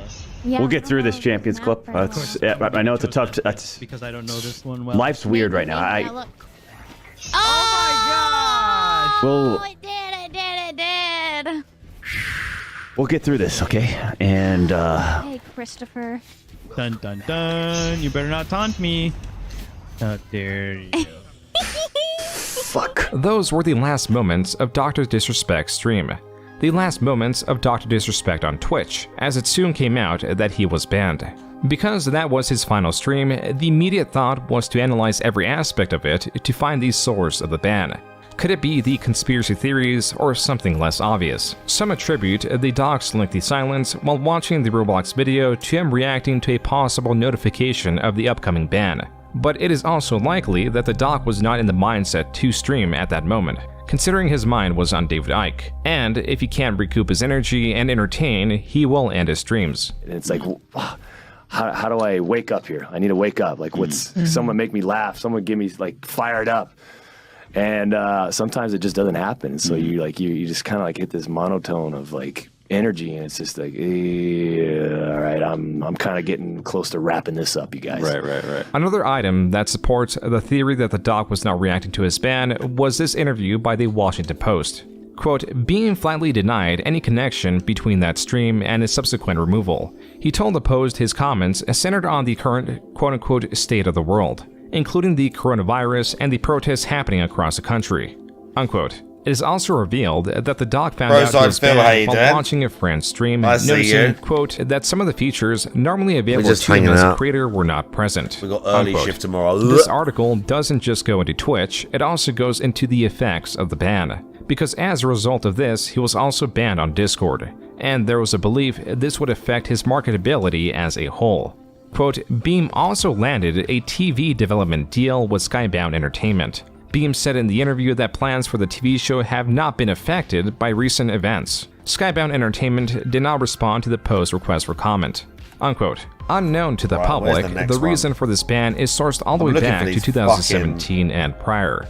It is sourced not so much from his infidelity, but because of something known as the Twitch Whispers, I a think I've private probably got messaging that, but I'm feature gonna through check it. Twitch, at least private to an extent. What Twitch found was that the doc was messaging a minor and the messages leaned inappropriate and likely illegal. Seeing that the doc was a ticking time bomb, he could no longer be the ostensible face of Twitch. Their contract with him had to be cut short, and for 4 years, this information was kept secret. For 4 long years, the public at large did not know why the doc was banned, and only theories could provide some satisfaction. Even so, Twitch is arguably the most marketable streaming platform. Relative to platforms like YouTube or Kick, it not only has a legacy as the streaming platform, it is known for adhering to strict guidelines. While these sometimes seem to have a bias to them, their iron fist helps them to keep a clean quite image. obvious they it have a helps them bias get to better them. ads, which extend to their streamers. And so for Dr. Disrespect to be banned on the most marketable platform meant that his image existed outside of the space. And so just the ban was a drastic hit on his image. This was extremely important to the doc's carefully crafted brand that at this point had a team behind it. One that was trying its damnedest to help him recover from this in the same way he recovered from his cheating scandal. But this would not be overcome. The conversation around the doc continued to lean towards theories around his ban. Slasher, a person known for the leaking of information, the day the doc was banned tweeted, quote, Look, for several hours now, I have been told from credible sources the reason Dr. Disrespect has been banned. However, due to the importance and sensitivity around the subject, I have refrained from going on it. I don't feel comfortable with it currently. Unquote. This was a terrible move on Slasher's part. One that was likely meant to garner interest to be able to That publish creepy his cunt. findings through a credible publication to protect himself from a lawsuit. In reality, Yeah, it just brought hardcore clout frustration chaser. from a heavily curious internet mob. And to that, he would greatly regret this tweet as it became memed to no end. Wherever he went, this tweet and or just the claim of knowing why the doc was banned was sure to follow him. Also being discussed were theories around what the doc's next move could be. The doc, through this tweet, reaffirmed that he would be coming back. You can never take away the power of my soul. In August, viewers found that the doc had activated the membership option on his YouTube. It was only a few days later that the doc was officially back streaming on YouTube. This stream opened to a whopping 320,000 live concurrent viewers, and played about 5 minutes of footage hyping up his return. By the time the stream had transitioned to him addressing his audience, another 100,000 people had joined in. His live concurrent viewer count climbed to around 500,000, and at some point, the doc addresses the Twitch ban. Why did you get banned? Guess what? I want you to look me in my fucking eyes when I say this. Okay? You're not looking me in my eyes here. Hold on. Okay. I really want you to look me in my eyes. Okay? I really want you to look me in my eyes when I say this. We still have no idea. And I'm going to tell you this right now. As far as I'm concerned, we didn't do anything to warrant a ban, let alone how they went about banning us. No communication before, no reaching out. They would have nothing. told him. Boom. There's big money involved. So let the legal professionals do what they need to do. The first step to restoring his career would be to get back on Twitch. This would be their blessing and would place him back on the path he was on, because no matter how successful the doc was, no matter what celebrity or athlete the doc played with, this was always a barrier that had quite literally cut his revenue. I make probably a quarter of what I was making on Twitch. a year later from being banned from the platform, well, you know, a lot of people think, hey, Doc, you did good. You're incredible. I listen, we've certainly tried to maximize the most of what we have to work with. So our ultimate bigger building out of the umbrella and the Doc universe and everything, whether it's obvious or not, the blacklisting, the shadow banning, it's happening. And as well as you think we're doing, and I think we're doing well enough. I'll tell you, man, it's been extremely disheartening. It's been a roller coaster of emotion, and it's absolutely fucking sucks. And to end off my little discussion here, but a lot of people ask me, do you know the reason? Yeah, I do know the reason why now. I've known for months now the reason why. And I'll just say this right now, champs. There's a reason why we're suing the fuck out of them. The Doc in the past has talked about how much anxiety this ban has brought on. That and an understanding of how untouchable from a company's standpoint he's become. For that reason, this lawsuit against Twitch serves multiple purposes. Even if it won't allow him back on the platform, it could clear his name to some degree if he wins. If it is found that Twitch was negligent in their decision, he could appear more appetizing to the companies that have been ignoring him.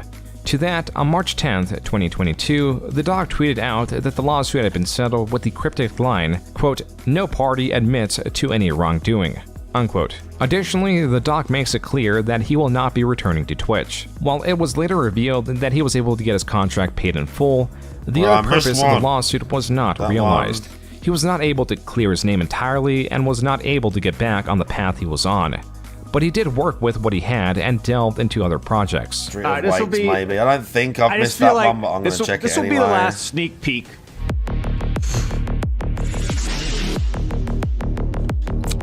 You know what? One of the biggest draws for me with video games, you know, there's this level of intensity built within the narrative. What time is it? 9:30.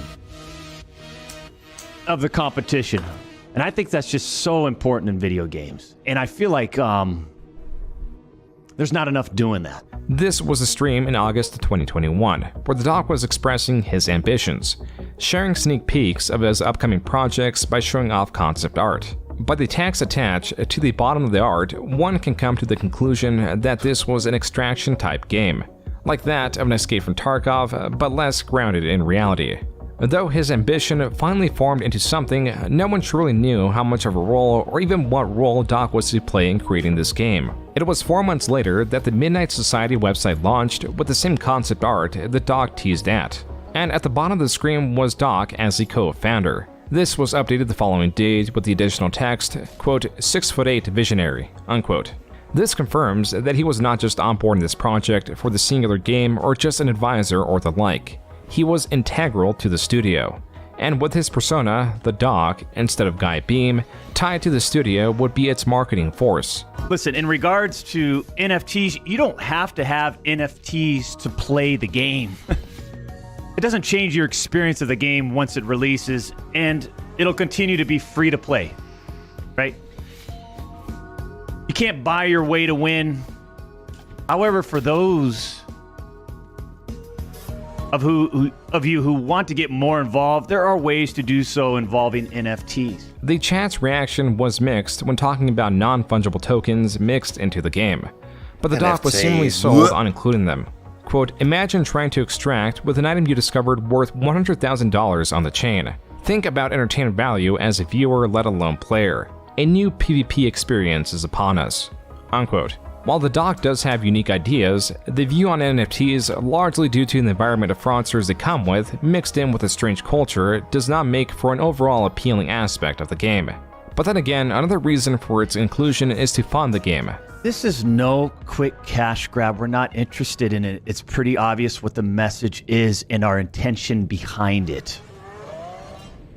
You think I'm interested in a cash grab of we are going to go out and raise 50 to 100 million. This was his project, likely done in replacement of a would-be television show or other form of traditional media. But the Doc, keeping his head down, mostly avoiding controversy, was working to some benefit. In particular, he had an appeal to more athletic gamers, or at least those interested in sports. That's why he continued to excel with sponsors related to sports, or actually just in them. Here he announced the 49ers picks, a football team that the Doc was allegedly a lifelong fan of, which works perfectly because the team and the Doc share the same trademark red color. He even did a promotional video where he threw a football over 60 yards. Hey Doc, I want to let you know, that 62-yard ball that got caught high. George Kittle caught that thing high from training camp. So let's say that at least goes another 3-4 yards. 66-yard huck. Doctor disrespected San Francisco 49er camp. Did you see that shit? The Doc continued to promote all things masculine, even being the face of a different, albeit smaller project. How can one person win so much? I'm a 6'8" powerhouse.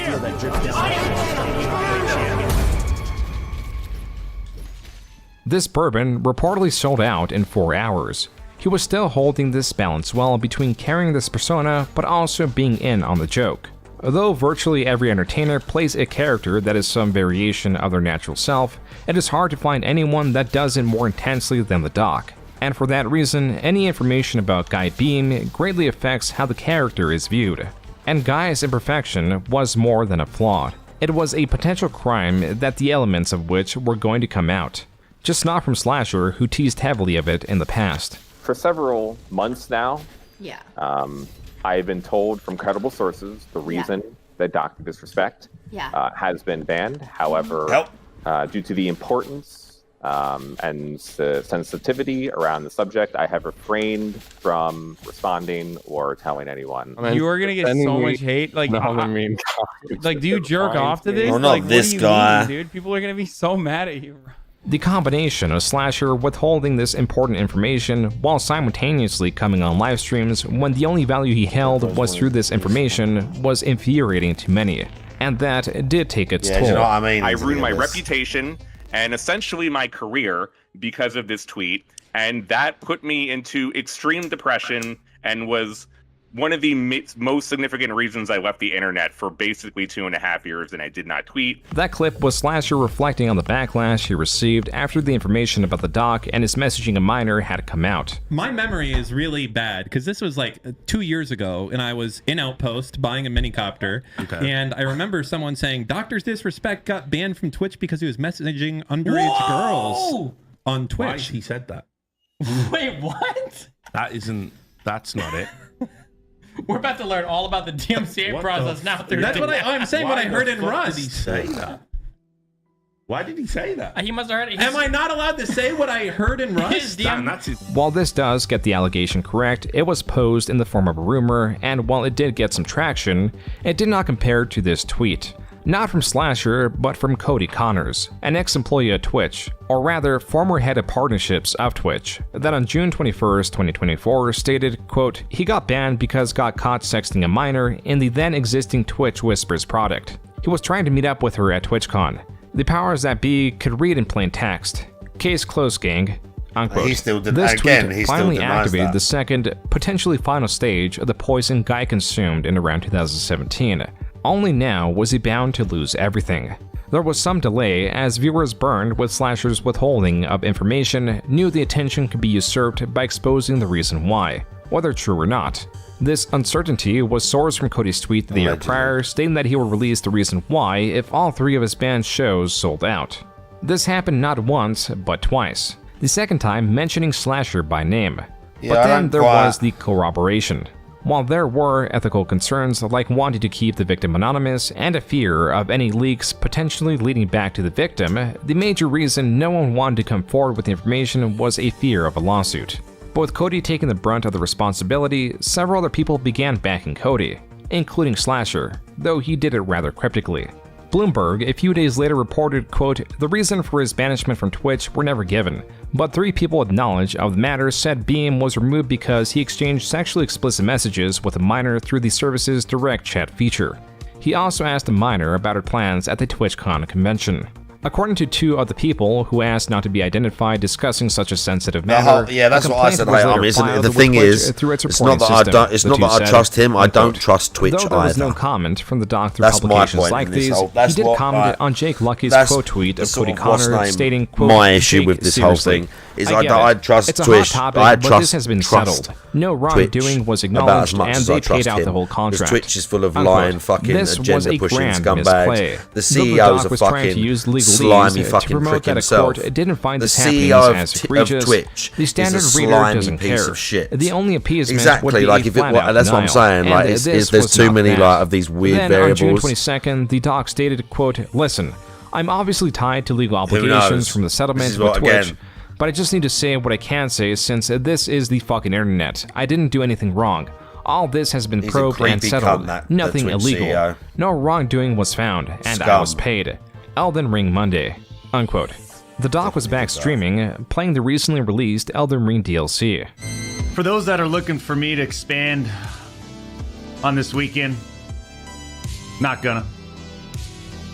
I already said Never getting the check mark now. Well, you know, that ain't why I'm here. I don't give a fuck about this guy. Woo! Easy! Third try? Third try, champ? What about quest lines? I know, but you know how we... You know how we run things here.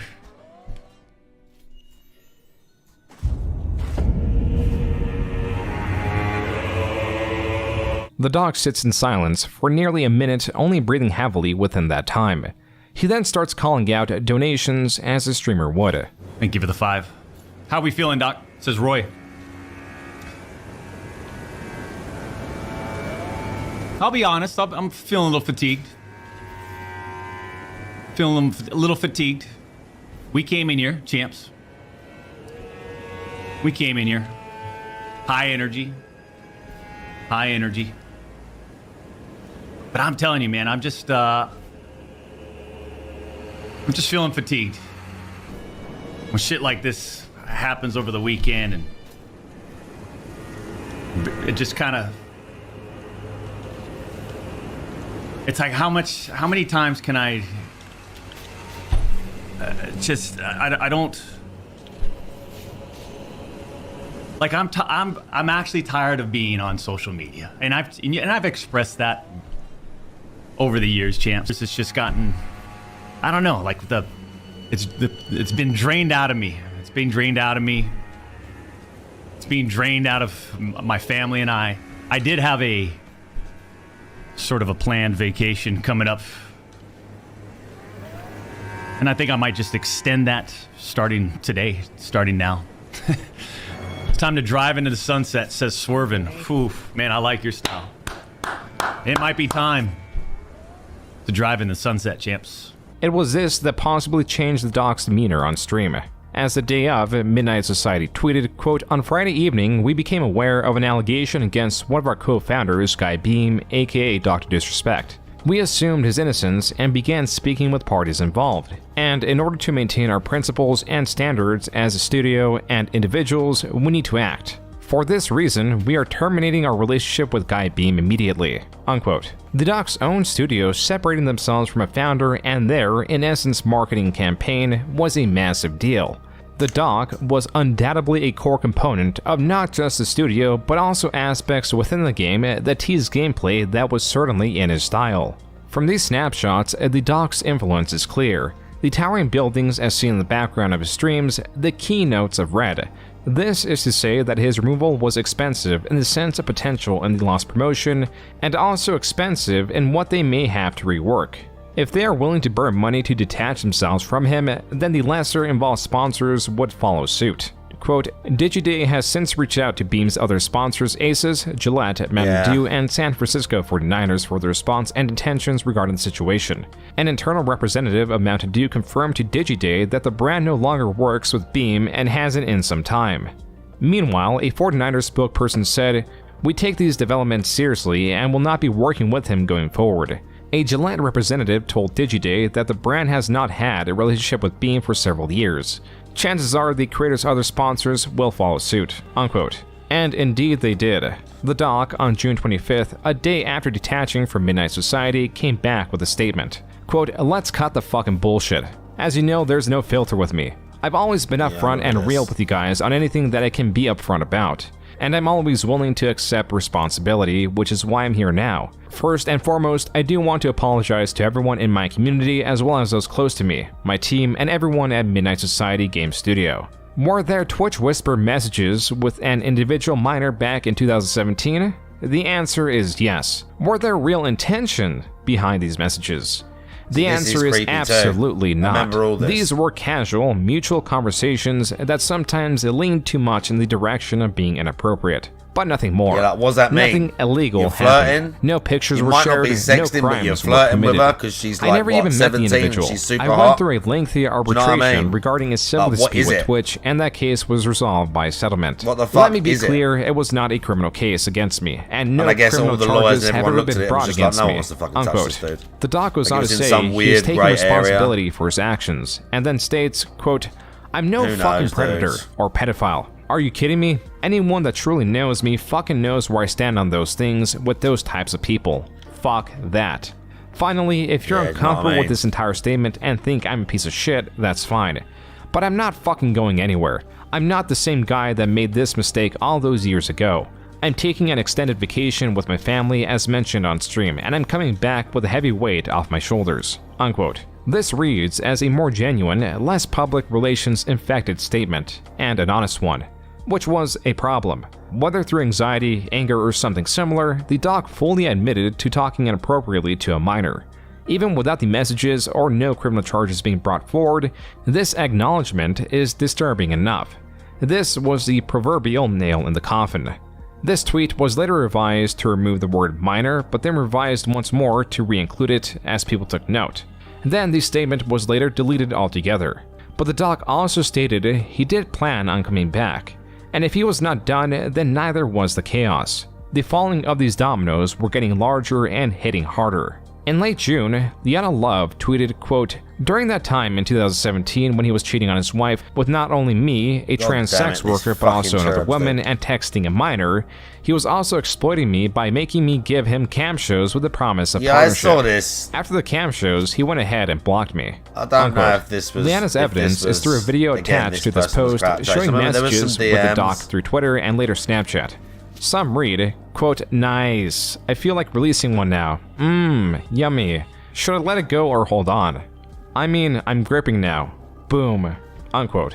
The doc had become so untouchable that now even his streamer friends had come out against him. Seeing everything on Twitter, and I read through Doc's tweet, and in that very tweet, he basically confirms that, you know, he was texting an underage girl, and it went weird sometimes, you know, and look, just to be blunt and straightforward, man, that's inexcusable, it's unacceptable, right? Can't support it, I can't defend it, and look, the boys and I are torn up over it too, man, because we played a lot of games with the guy, and it feels a little weird, but what can you do, you know? So I just wanted to update you guys on my thoughts and how I'm feeling. If he knew that was a minor, and those were the messages being sent, I cannot support that. Typically, when a creator alienates an audience with a partisan belief, they reinforce their standing with a different audience. But talking inappropriately to a minor is a bipartisan issue. Sexton in character, Even so, literally, the Ollie doc J, did do you know try to what I get his mean? feet wet. He tried to reframe the character with a tweet that broke his month-long silence,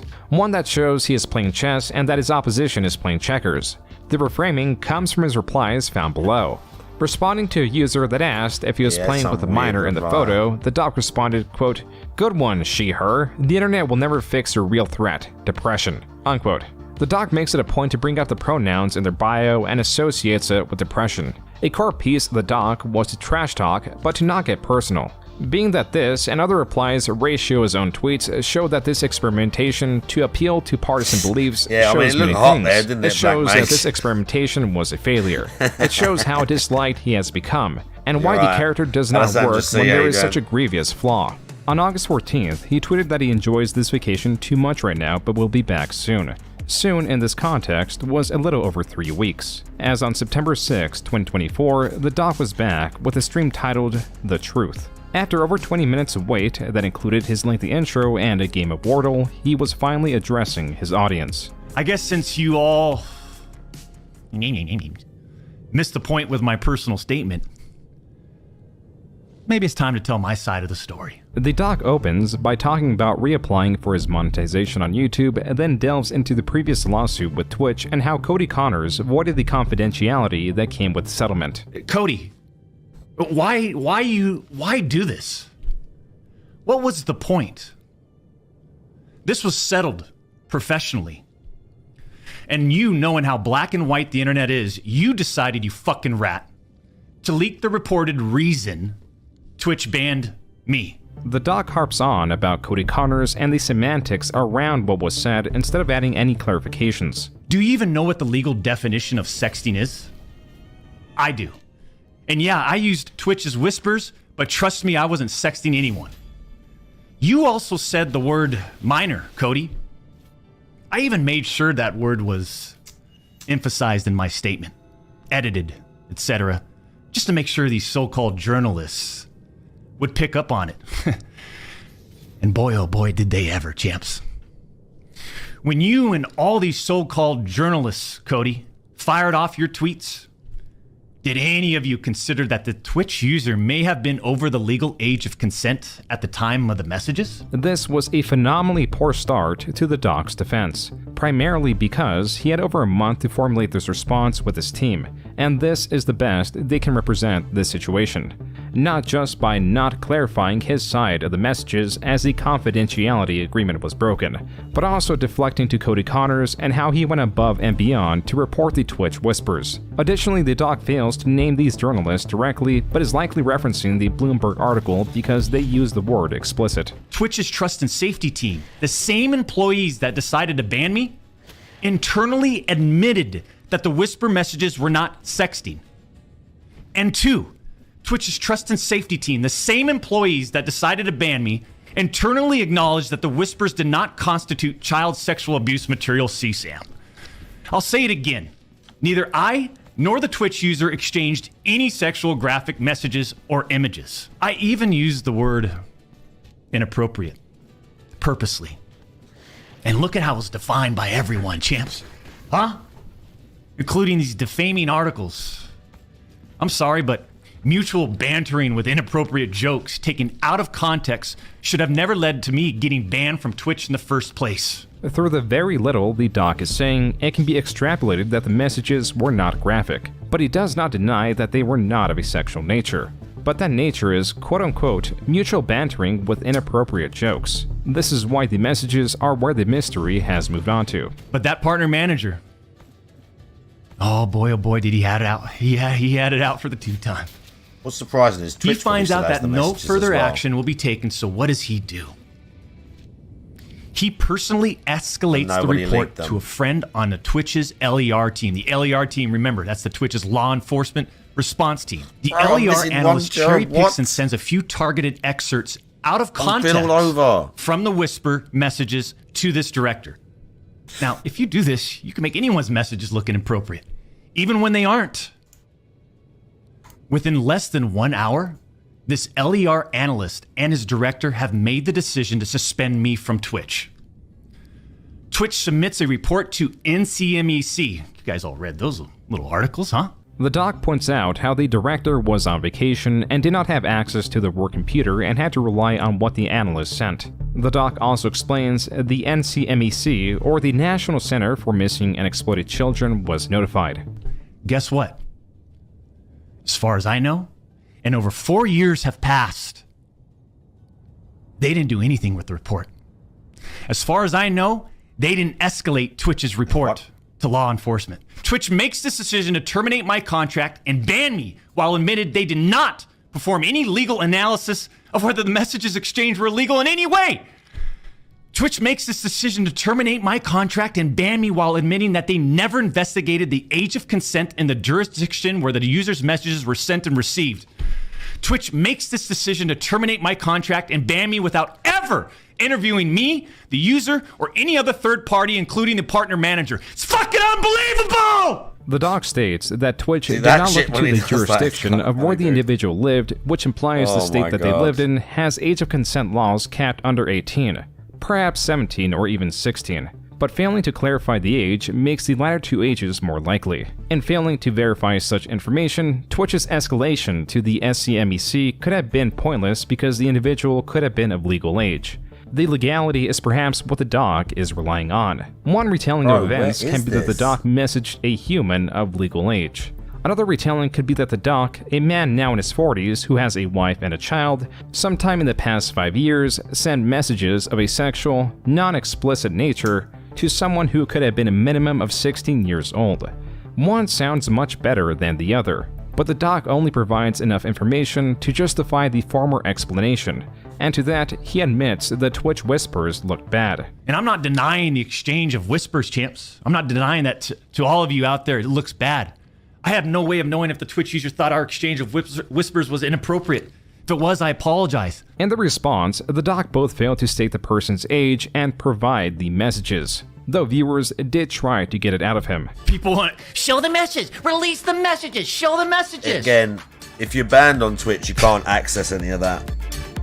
But as I say, it's surprising that someone at Twitch hasn't leaked them themselves. Second grade? Though some did buy the doc's framing of events, many weren't happy with his defense. And I understand that he feels the need to defend himself. I know a lot of people are coming at him. And I know his premise and what he's dying on is that what he did was not illegal. And look, I get that. But at the end of the day, you messaged a minor and it was inappropriate. For me, this is not about legality. Things will not be absolved for the doc until there is clarity. Clarity in how old the person actually was. His dancing around facts did manage to convince some of his audience, but even so, his reputation is now tattered. The events sourced from around 2017 have slowly but progressively and painstakingly destroyed Guy's dreams. Every step of the way, he has tried to fight his sour reputation and tempered his ambitions. From his high popularity in terms of acceptance, he was the quote-unquote face of Twitch. He was inches away from developing a TV series around the doc, but that quickly died. He settled on making a game, and that too, after years of commitment and work, was ripped away from his claws. He has been stripped and destroyed. It is unknown what his future entails, but it is certain that his previous goals, that were so close, so tangible, will now only remain in a haunting memory. Because the character Dr. Disrespect, along with his ambitions, have died.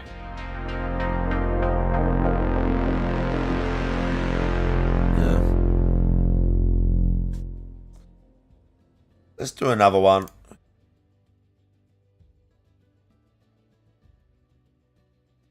You want to do the DSP one again? That was that a month ago? I kinda do.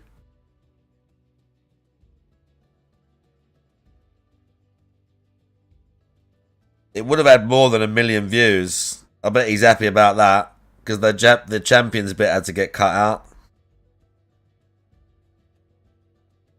Jam Chowder, how you doing? Rewatch side scrollers, bruv, that's like 5 hours. That is literally 5 hours. I mean, June the King's 3.5. I'm not got anywhere near that much time now, but I'm tempted.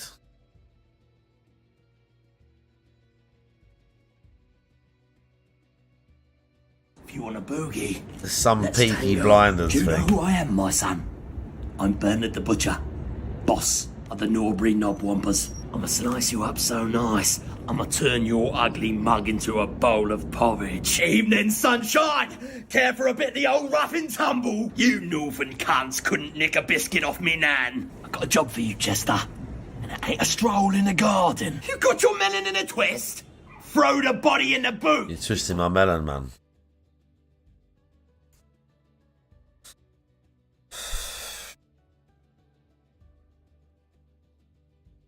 Jesus fucking Christ.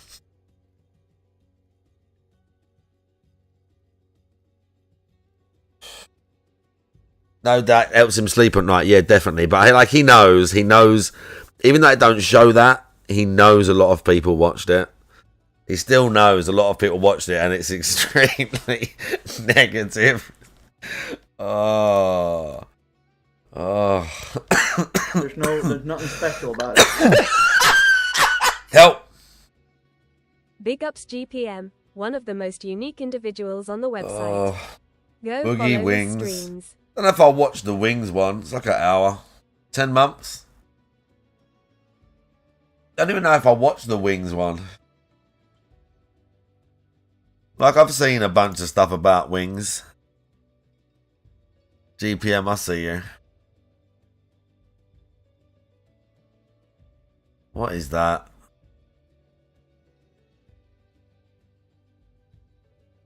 Oh, no. No. I can't do some half hour about UK gangs. I've seen this video before. Like, I haven't seen it before. I've seen it, I've seen this guy before. I'm sure I've watched a couple, actually. But I've not watched this one. But I can't do this one now. This is... I've definitely watched a couple of this guy's videos. Oh, I watched about the guy who killed the high street. What was his name? Peter, what's his name? That was good. Yeah, that one. It was alright video. There was another one.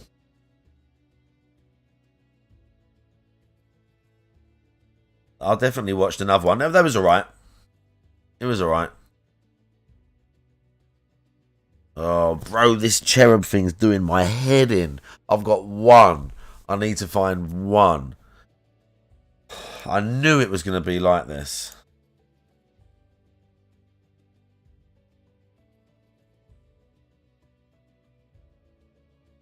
Hang on, Quantum.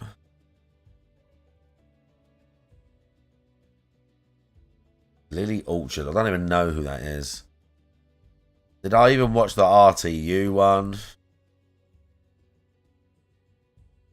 Do I even want to watch the RTU one?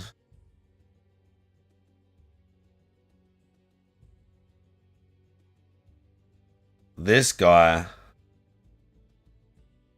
A narcissist road to arrest.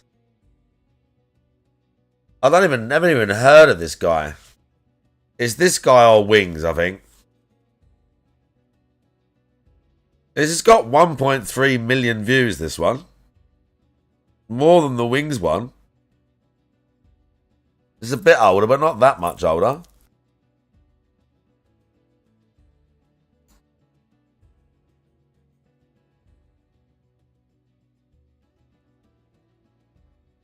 Big ups, Rocky from Manchester. Thank you for the sub, dude. I mean, I'm a bit of a suspicious individual. Few creators do as good of a job of anchoring every community touch We're just as having Quantum TV, a person that labels themselves as the #1 brand in honesty. So Quantum reviews television and sometimes games and movies. The accuracy of his calibration and the source of his criticism are often brought into question by others in his field. They would call him a narcissist, a copyright abuser, a liar, and a manipulator. Yet, he always flips the script and accuses his critics of the very same, while obsessively deleting comments on his own channel and posting comments on others. However, his methods go beyond criticism.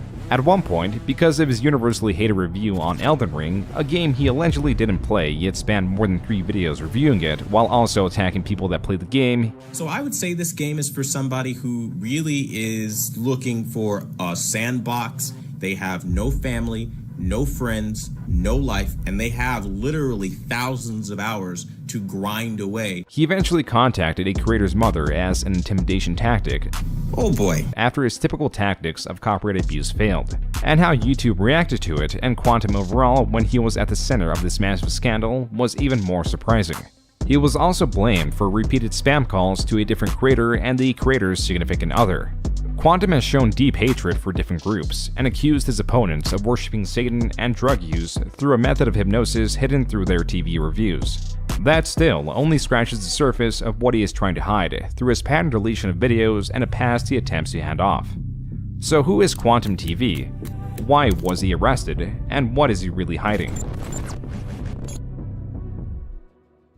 Quantum's story, at least as far back as he's unable to clean the breadcrumbs, starts in 2009. A Twitter account under RamilX is made with a bio that reads, quote, "Bio are for single people, bitch I'm married," unquote. This is a conflicting statement, as in trying to prove the solitary lifestyle of those that write bios, he himself has written one. Fitting that his stories start with a contradiction. Scrolling through his first replies, he attempts to get the attention of several record companies, and the replies reveal he is a guitarist and possibly a decent one by the songs he's playing. He also links to his MySpace that has a single song. Though as the platform has deteriorated, the song is unplayable. There also exists a YouTube channel that goes by Cataclysm Clamor, also made in 2009. Within was a single video of Quantum and his band attending a battle of the bands.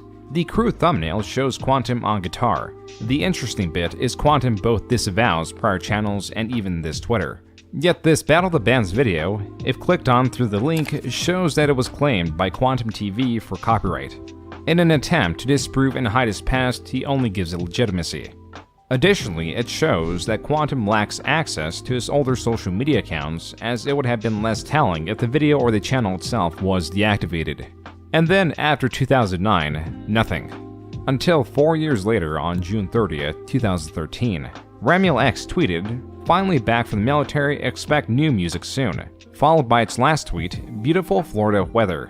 What happened was Quantum signed up for the Marines. Then he was honorably discharged a few months after joining due to degenerative nerve damage. And so he was on to his next venture.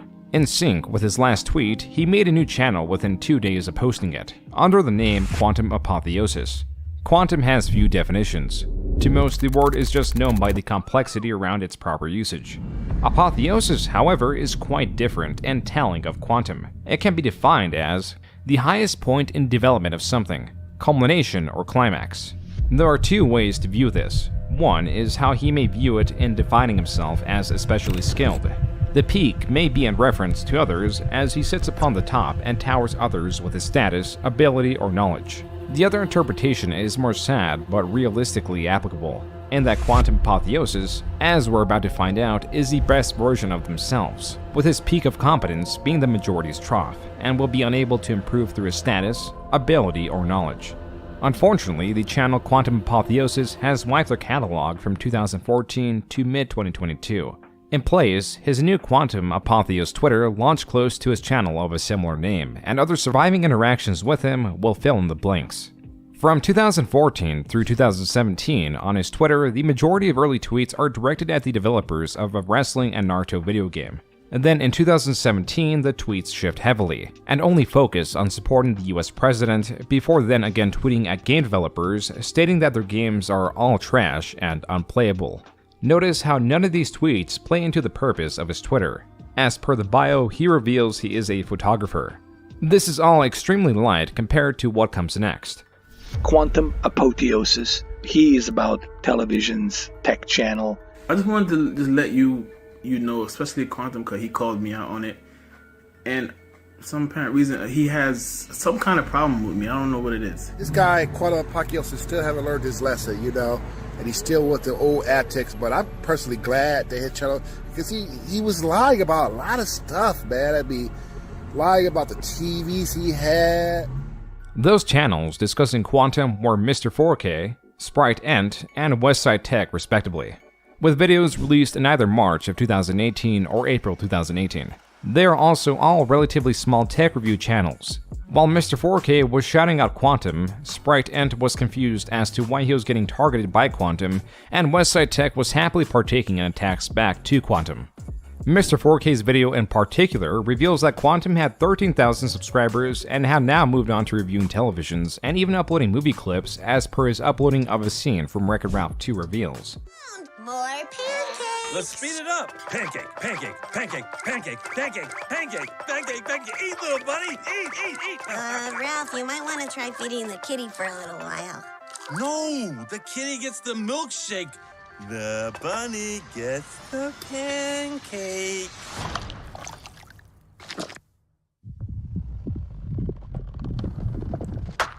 That movie clip is also the second most popular video on his channel. Its description reads, Hashtag Quantum Apotheosis, the bunny gets a pancake will likely be the next big meme. Enjoy the funniest clip of the year from the first person with the bunny gets the pancake scene ready to go for all. The rest of the description is inaccessible. It's hard to say why Quantum began reviewing televisions, But then again, his interest and prior experiences do range widely, as do the people he was attacking through his videos and now tweets through his third, newly made Twitter QuantumTV_YT, made in June 2018. The same month, The Last of Us Part 2 was coming out, as well as building controversy before its release. Quantum tells the director of the game to keep their sexuality to themselves underneath one of their tweets. Quantum is also seen attacking a user that promoted the game and the game studio directly. What would really later draw interest is this post of two women dancing in a behind the scenes of Last of Us Part 2, where in response, Quantum tweets, quote, "You have LGBT kissing in church, but we're bigots for rejecting this hateful content? Ugh, why aren't you Pulse victims? SMH, the world would be a better place without you. Hashtag boycott, hashtag the LGBT of us." Unquote. Quantum is referencing a tragedy where 49 people were killed and 53 others were wounded at Pulse, a gay nightclub in Orlando, Florida. A user then questions Quantum's sanity. Quantum responds with, quote, "They deserve it. The world is better off without them forcing their lifestyles on it." Unquote. These tweets, taking place from June 12, 2018 to June 14, 2018, possibly lined up with a video on quantum apotheosis. YouTube, however, was less accepting of his stance, and due to repeated offenses, banned quantum apotheosis. But looking at Quantum's Facebook, that wasn't his only channel. Not only did Quantum make a gaming channel in March of 2018, he also made Quantum TV blogs the year prior. His Facebook directing users towards a blog channel that would now become his main channel when rebranding simply as the now infamously known Quantum TV. On his gaming channel, like on his main channel, he did not abstain from uploading the same kind of controversial content that got him banned. At least it seems that way because all these videos are unavailable due to his mass deletion of them. As a testament to the depths of his scrubbing, his first available video on Quantum TV was posted further into the year on October 17, 2018, yet is labeled episode 394. The next video uploaded in November skips to episode 449. The next available video uploaded in June 2019 is episode 637. After this video, the labeling/uploads seem to have stabilized, as they mostly begin following accurate numerical order. While Quantum could have theoretically uploaded months apart and labeled the numbers sporadically, his Social Blade shows a mass deletion of over 5 million views off his channel. And theoretically, if his average video gets 10,000 views, then that amounts to over 500 videos removed from 2017 to 2022. As for the meat of his channel, the reviews themselves are not very interesting, unless you are looking for reviews for a specific model and how bad the input lag is and the like. The process of how these are made is far more interesting. The theory is that he uses a loophole of sorts by having the highest tier membership you can with Best Buy.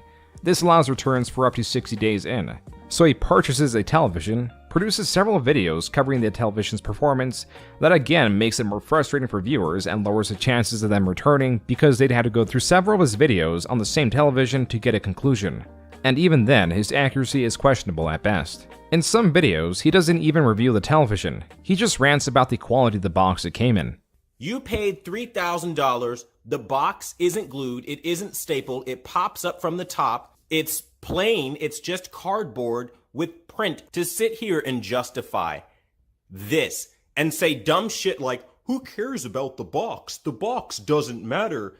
Are you a fucking idiot? Do you understand? If you move, where you gonna put the fucking TV? Are you one of those dumb fucks that throw a shirt over your TV and just say, I'll be okay? It's a $3,000 goddamn TV. I'm not throwing a fucking shirt over it, guy. Quantum then goes on to attack his audience in general, threatening to pause his service of TV reviews if his appreciation isn't shown. So all of you in the comment section that want to have a feeling about me telling you that this is a downgrade, that this is fucked up. I mean, I've got people literally acting like I just shit on the whole TV, the whole review is shot to hell, I have no redeeming qualities. I haven't even had the chance to tell you what I've seen yet, because we can't get past this part. And we ain't gonna get past this part until you motherfuckers show some respect. Because at the end of the fucking day, I'm doing you a goddamn service by showing you what they're taking away from you. I'm not getting paid like these shills are getting paid to talk about these TVs. This isn't a profession for me. I'm literally doing this to help people.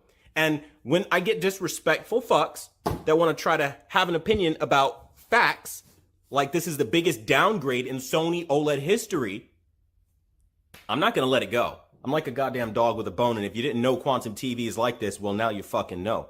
This video is not an outlier. When the Xbox Series X was announced, the following day he deemed it to be trash.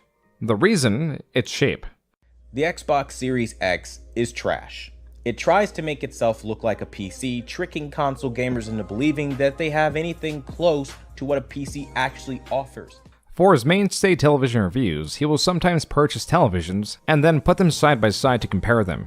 After he is done with them, he returns them and cycles the money onto newer brands and so on. But Quantum is different from other television reviewers. Where the typical reviewer might go for a straightforward review without any distractions to complicate the simplicity of them, Quantum, in the reviews, opts to wear a mask of the comic book figure Deadpool and keeps to the same clothing for every review. As revealed by him, this is done to protect his family and family's privacy from crazy people online. But there is more effort here than he exposes. Take note of how the audio is not muffled, nor is there a lapel or any form of mic visible. Does PlayStation's new HDR option really do anything on the PlayStation 4? More important, notice how the mask doesn't move when he speaks. It doesn't stretch, and his features seem to also stay in position as he talks. This means that Quantum records the audio separately, then flails silently to match the audio.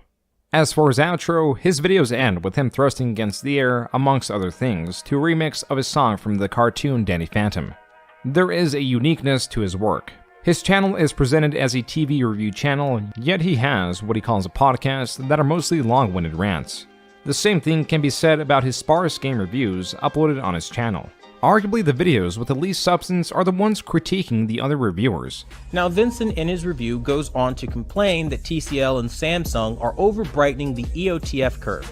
This is something that he's been whining and complaining about for the longest time, propagating it as an actual fact. Now, I'm not trying to bury FOMO on tech with a shovel or anything like that, but when somebody is clearly wrong and they are misinforming people, they should be asked about it. TCL has heard some feedback from other reviewers out there, and they've implemented a fix. And we've got time for a little bit more. Another one later, but other reviewers out there.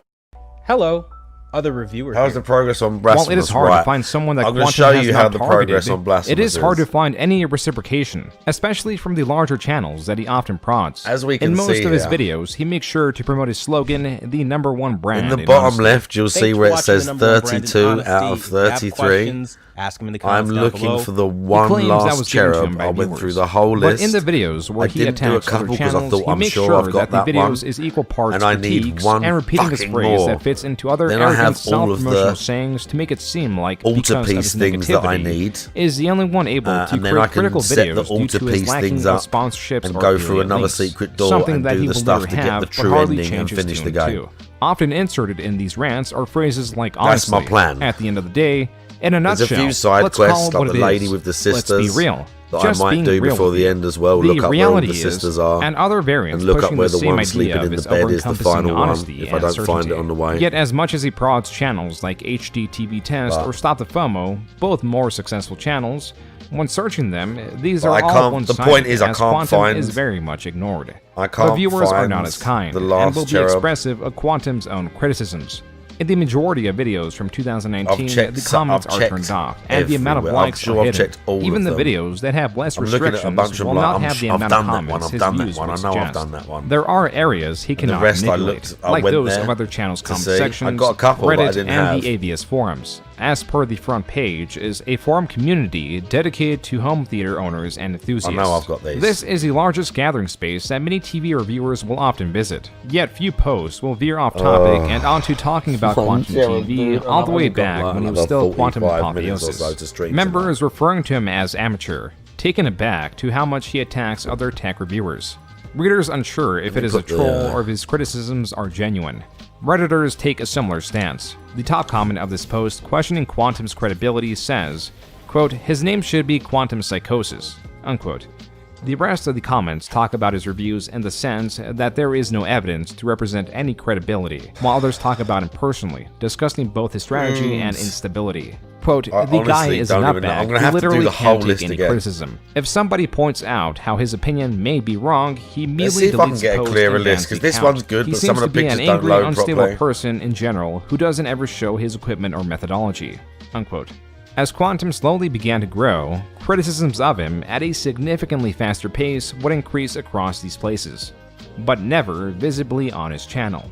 The most that was noticed was his frustration at always being the target. But it's like, no matter how hard I try, I'm always the target. I've always been the target, I've noticed. And it's to the point where it's just like, what is this, pick on black guy day? Because at this point, that's the only difference between the various publications that I'm noticing. I'm the only black guy out here.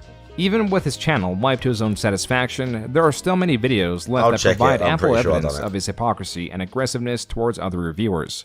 These are two key pieces that will increase criticism towards him. And as more people are exposed to Quantum, they will pick up on his moveset of deflecting criticism mostly by disregarding his previous stances as if they never existed to fit whatever current narrative he is pushing. He has always tried to delete contradictory stances on his channel, but he will take this to a whole new level starting 2020 with another reviewer known as Ninjishin. Ninjishin created videos criticizing Quantum and what he calls his calibration service. To explain this, Quantum, using the $5 membership feature on YouTube, provides exclusive access to his calibration recommendations.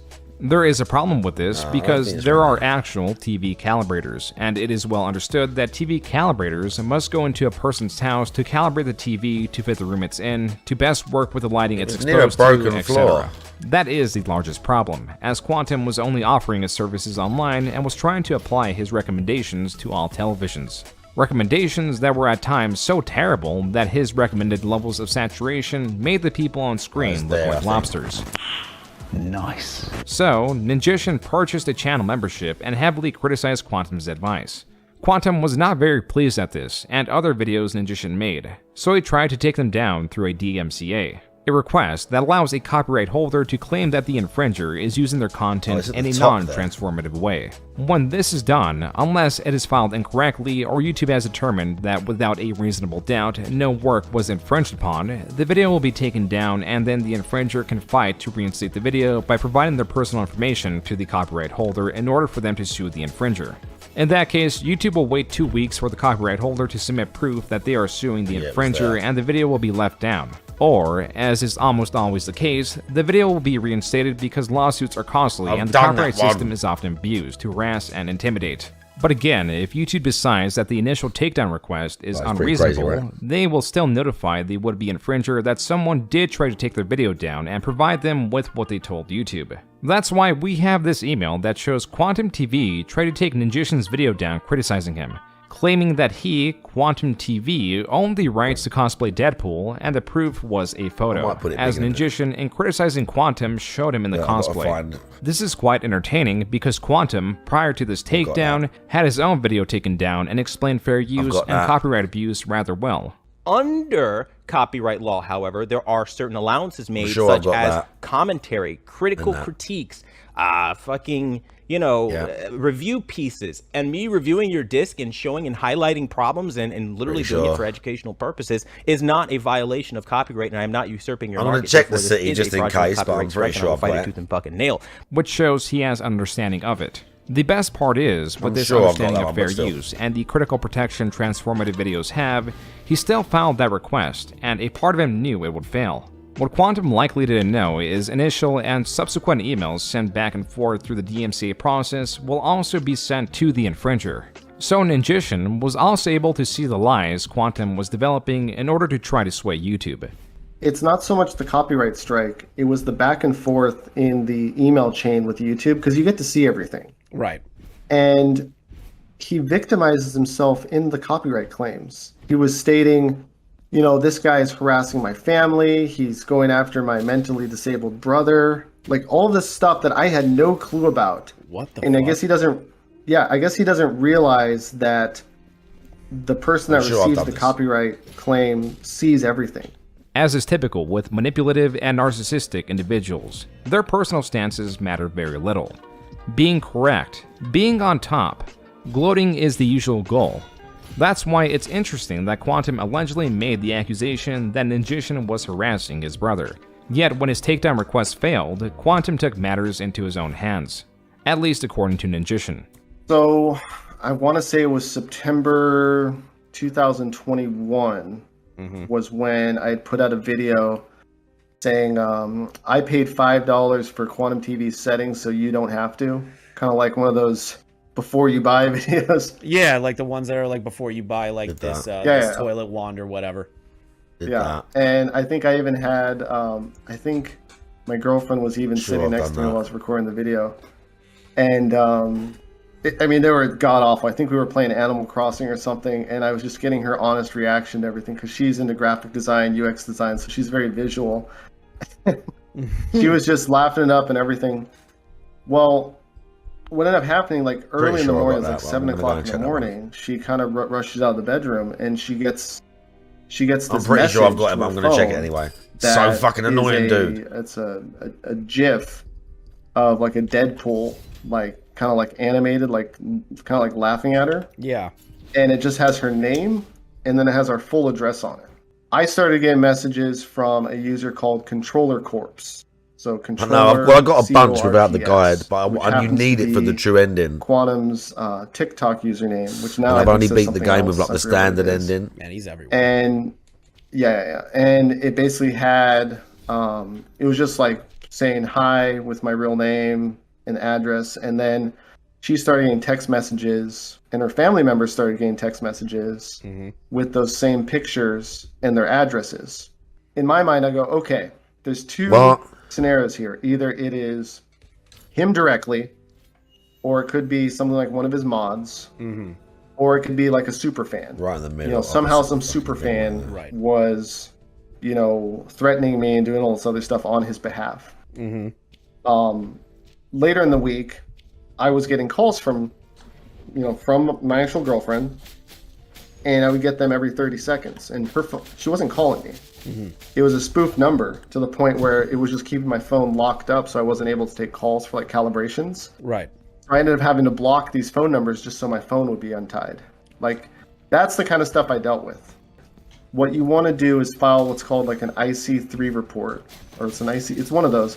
It's an internet crimes prevention report where you can put all the information in, you can do all this stuff, right? Right. It's IC3, you're right. It's IC3. Yeah. So I put all that stuff in. I had put his name as well as his spouse's name because that stuff had been sent to me. And basically, I had sent him another email that basically said, and I still have that email that I sent to him, and I basically said, hey, file this report. Do not contact me. Do not do anything anymore whatsoever. And magically, everything stopped. While it is virtually impossible to prove with 100% certainty that Quantum was harassing Nagician, especially when only going on Nagician's words, there are pieces of information that existence increase the probability. First is the account Nagician mentioned was Controller Corpse, but it only references that as Quantum's former TikTok name. But looking at Quantum's About page, his email is that exact same username. As for the number, Nagician says he freely gave it out to Quantum when he was trying to be friendly. Now, the more damning accusation is that Quantum was also harassing Nagician's girlfriend and family with these calls. To make this even remotely likely, he would have to expose himself to have the ability to get information from creators' families, which he hasn't done quite yet. This took place around September of 2020. Yet, just a month later, things were looking even more bleak for Quantum and his reputation. First, another Reddit post was made asking if Quantum is reliable, where Quantum says, Hell, I dare say I'm the 0.1% when it comes to honesty. These users don't seem to agree, saying that 99.99% of the information he spreads is false, biased, and uneducated. Every comment in this thread writes about how narcissistic, angry, hypocritical, annoying, and overall unreliable he is. These are just his viewers and perhaps viewers of competing channels. The resentment by the end of October had all the more reason to grow. Recalling the video where Quantum calls the Xbox trash and recommending consumers avoid purchasing it largely based on appearance just a day after it was announced in December of 2019, now in October 2020, he ramped up his uploads criticizing the Xbox just a month before it was meant to release. This brought on the ire of those already involved in the heated console war debate. He is an inherently very easy target due to his positioning.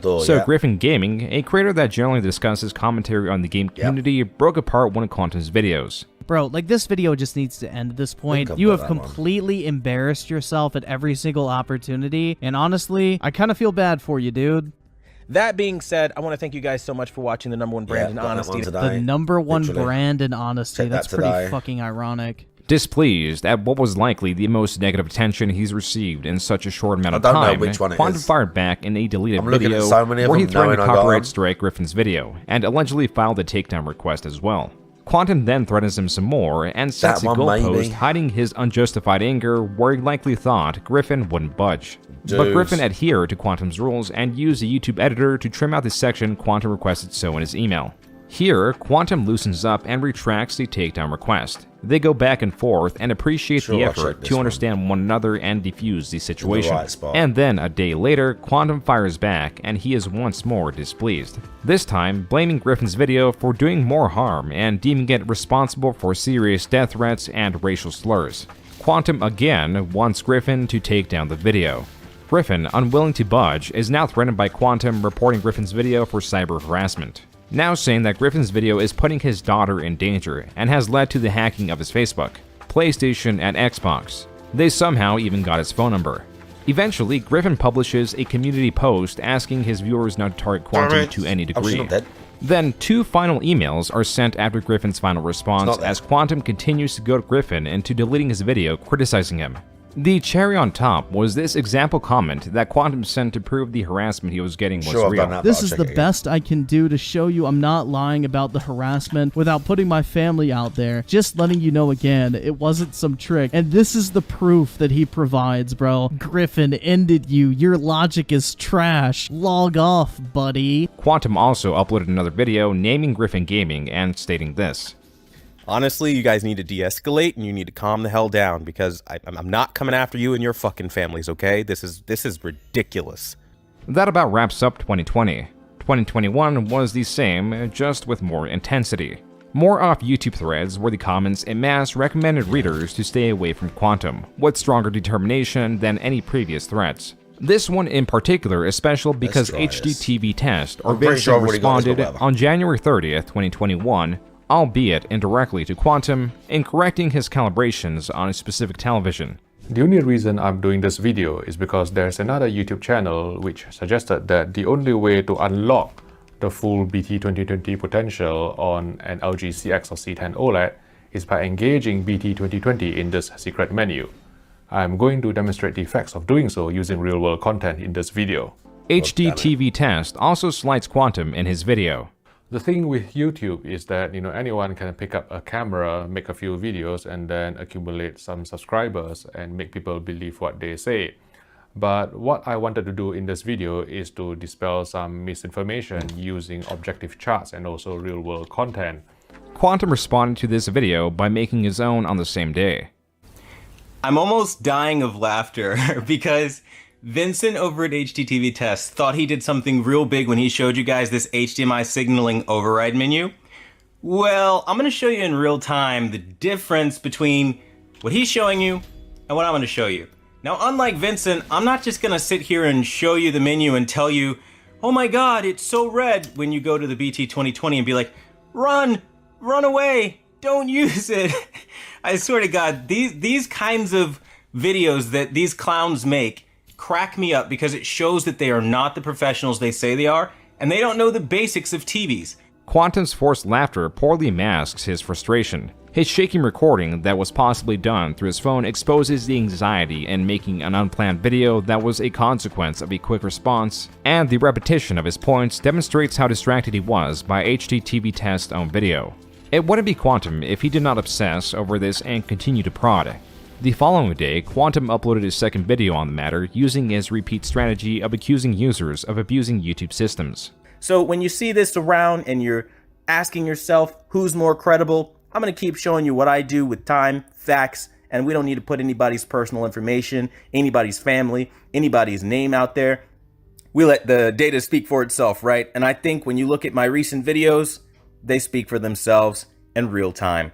As Quantum did with Griffin Gaming, he accuses bro. HDTV Test viewers of wanting to cause harm to him and his Maybe family, that, I'm pretty sure hence it's the not Deadpool mask to protect his identity.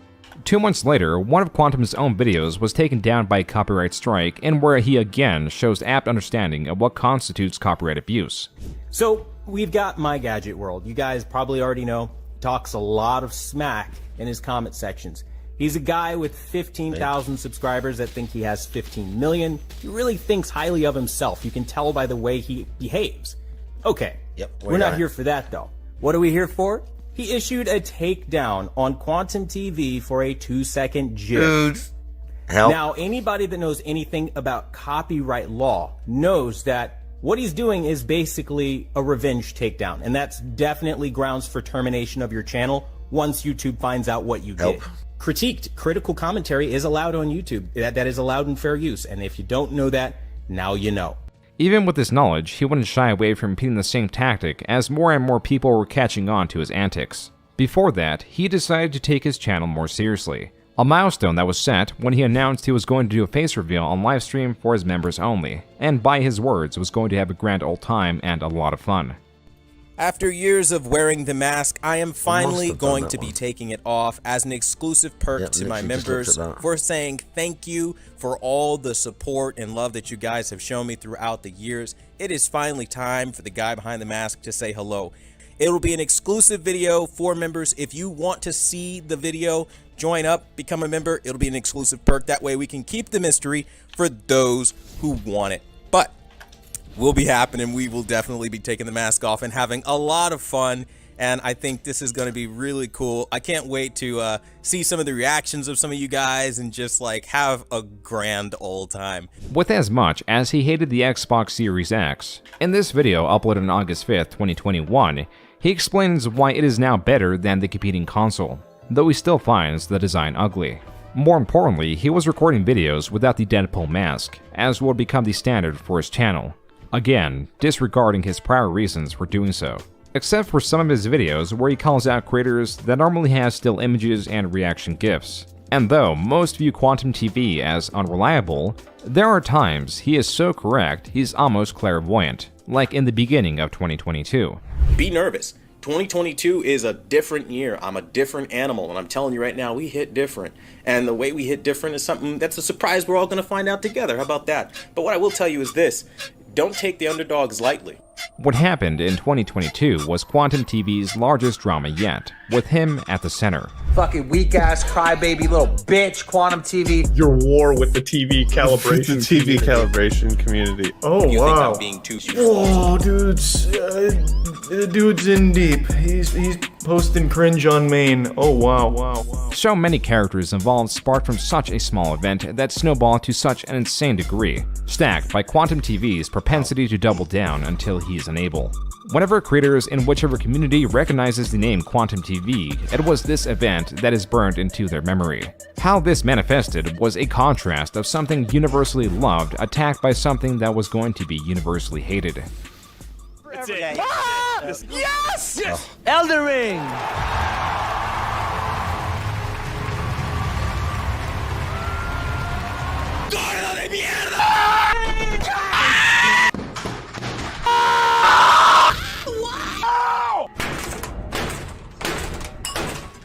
On February 25th, 2022, the world was introduced to a game written by George R.R. Martin, the writer of Game of Thrones, which is a highly awarded series of books.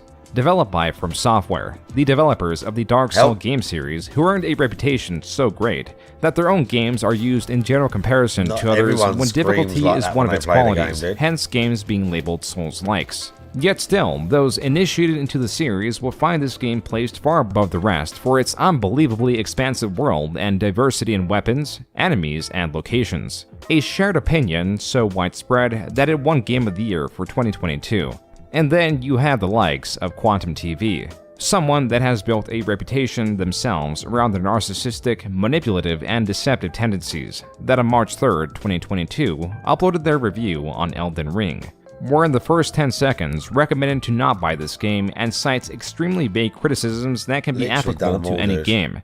So, today I'll be giving you guys a review of Elden Ring. No spoilers and none of that other nonsense, and we're going to get straight to the point. I know it all, like, even visually. Don't buy this game. This review also doesn't include any footage from the game, which all brings into question if he even played it. Moreover, he wasn't just attacking the game, he was attacking its player base. So I would say this game is for somebody who really is looking for a sandbox. They have no family, no friends, no life, and they have literally thousands of hours to grind away. I couldn't speak lowly enough about this game. I don't recommend it, and I think if you're smart, you'll just play something else.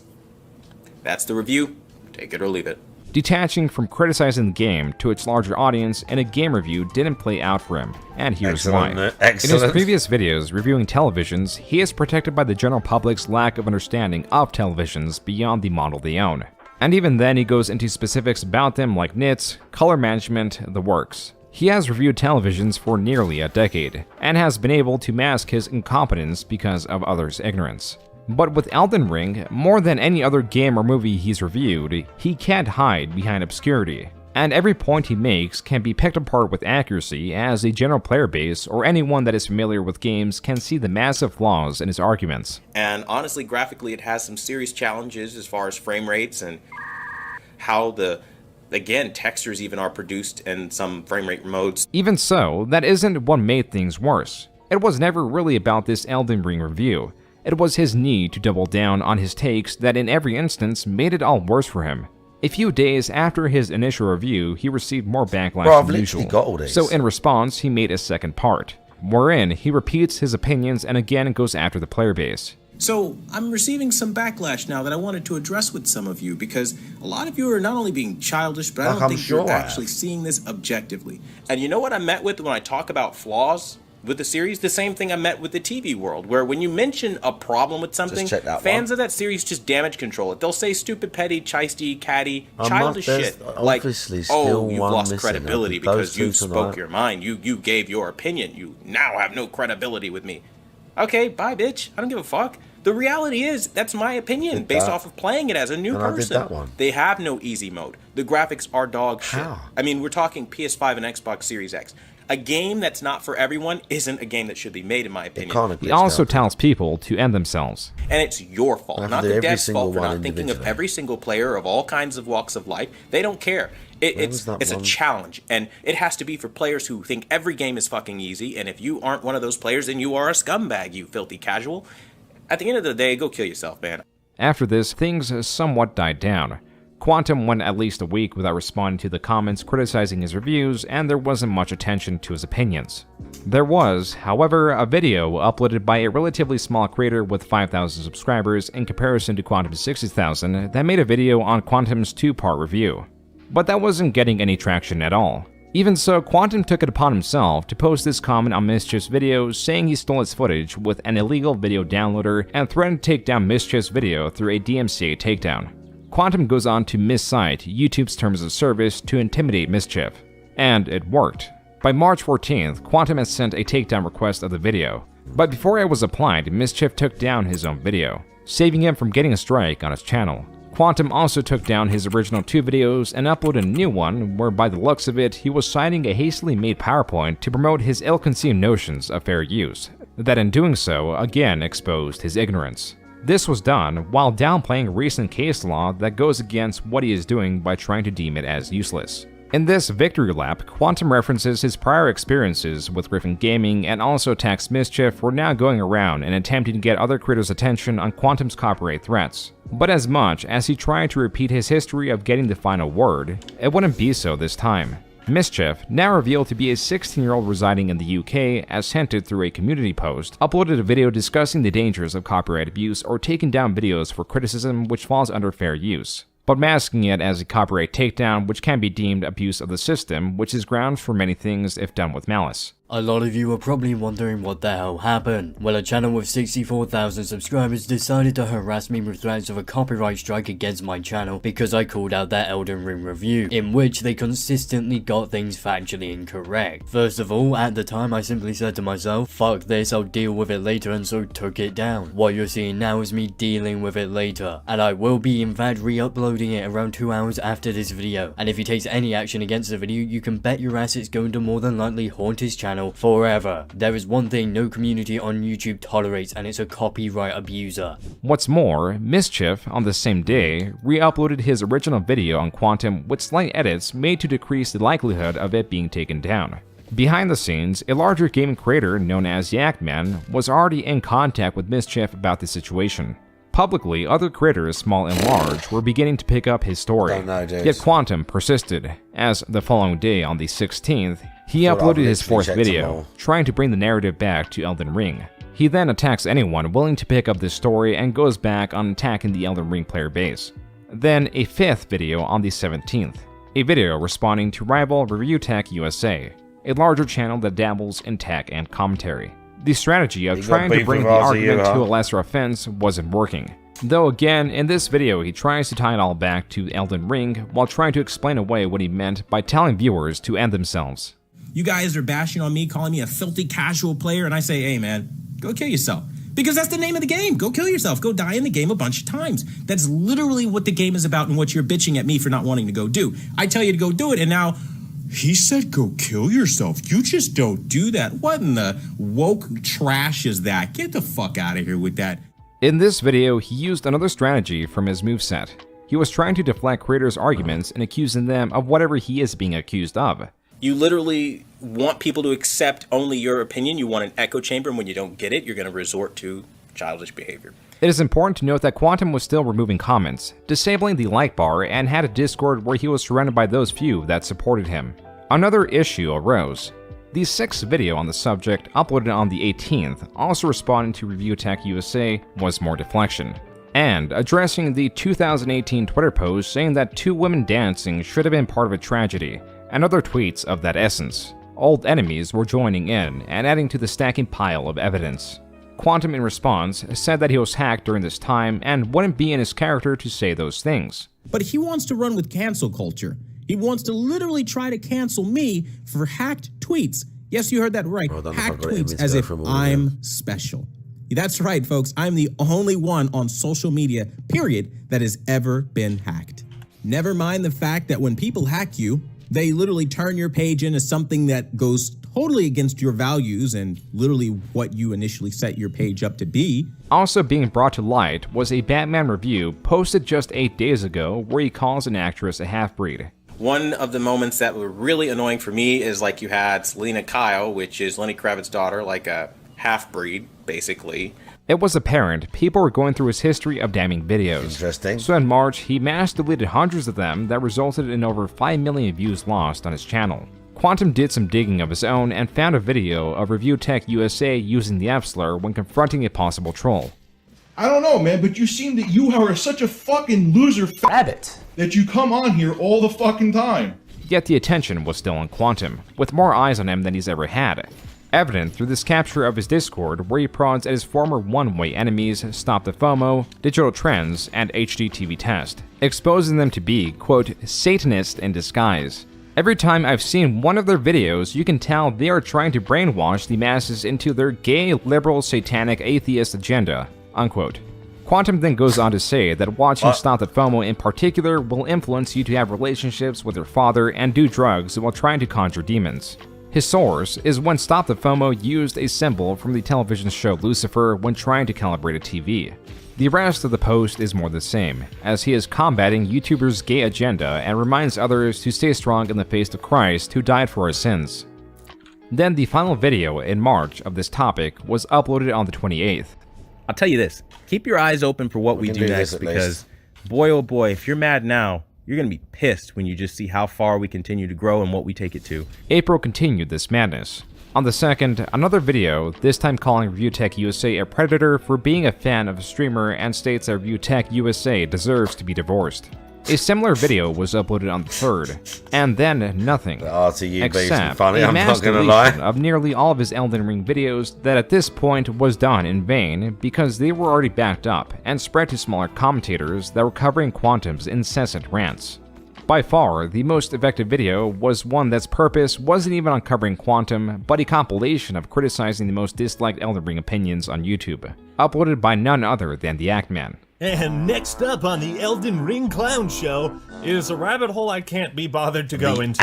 Apparently this guy Quantum TV made an Elden Ring review that he later deleted. People saw it was filled with terrible takes and made fun of it, like you do on the internet. One of these videos happened to be from a 17-year-old British guy named Mischief, and his response video triggered Quantum TV so far off the edge that he threatened to copyright strike a minor in a different country for criticizing him. This also led to a bunch of other YouTubers picking up the story, which led to Quantum making more videos and justifying his insane takes that you're about to see. It's like a rabbit hole we don't even want to go down. Though Quantum's 3 initial videos did take up the majority of Ackman's criticisms, it likely would have been left at this.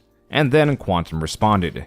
Scrolling through all the negative comments he received revealed that he was going to try to take even Ackman's videos down through copyright. So for every single take on this internet that you see where people are saying that none of this is about Elden Ring, there you go. This is what it's about.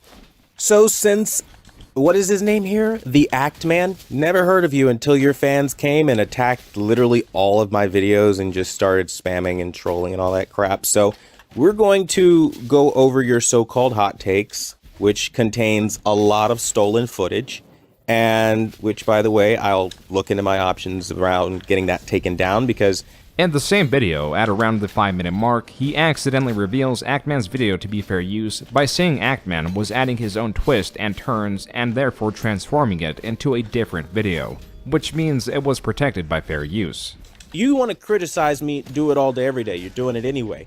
But the point is, like, the way you're doing it is dishonest. It's like, you know, you're taking things out of context, you're adding your little twists and your opinions to things. A very damning start to his biggest mistake yet. Quantum did try to take down Ackman's video, but through sheer incompetence, didn't even fill out the takedown form correctly. For the title of the video, he simply put Elden Ring Review. He didn't link to his stolen content as required because he removed his videos, and he cites the entirety of the section where Ackman discusses Quantum as his own original work. On the 19th of April, after receiving this takedown attempt that was not enforced by YouTube, likely through the incompetence of Quantum, Ackman decided he wanted to settle this directly and visited Quantum's Discord where it was taken to private messages. But Quantum was unwilling to budge nor discuss matters through a voice chat. There has also never been a situation, at least a known one, where Quantum talks to a creator through voice chat directly, as he wouldn't be able to defend himself through his typical strategy of a one-sided argument. Now, both parties involved would escalate the situation. The Ackman's goal, as revealed through a second video uploaded on April 23, 2022, besides promoting mischief to the point that his channel was larger than Quantum's, which it is now, was to take down Quantum's channel. I suggest you make peace with whatever content you wish to publish on your channel before you see this screen again, and Quantum, you're gonna see it again. This video is of high quality, and themed in the video game series Phoenix Wright Ace Attorney, where Ackman was playing his own take on Phoenix Wright as the Act Attorney, going over what led to this situation, including Review Text USA's and Mischief's coverage of Quantum. As for his stance, he could theoretically take down Quantum's channel by citing copyright abuse. But that much is harder to prove because as long as any video includes the likeness or work of the accuser, then they have the right to challenge it no matter how much it lies within fair use. This is because YouTube, in terms of copyright, protects itself with its offhand approach, and will let the individual creators or companies bring it to a court of law that will give the ultimate decision. Undeniable copyright abuse is when someone tries to take down a video or multiple videos with none of their likeness. The second method that Ackman was using to try to get Quantum banned was pointing out Quantum's ban evading, because people rediscovered Quantum's original banned channel, Quantum Apotheosis. That means that Quantum TV could very much be terminated for ban evasion. Little did either know how deep this would go. Yeah. Yes, is this Mike? I'm calling on behalf of Quantum TV. Your son has been making a string of really defamatory. If you're on 7TV, you can have an animated picture on Twitch if you're a sub.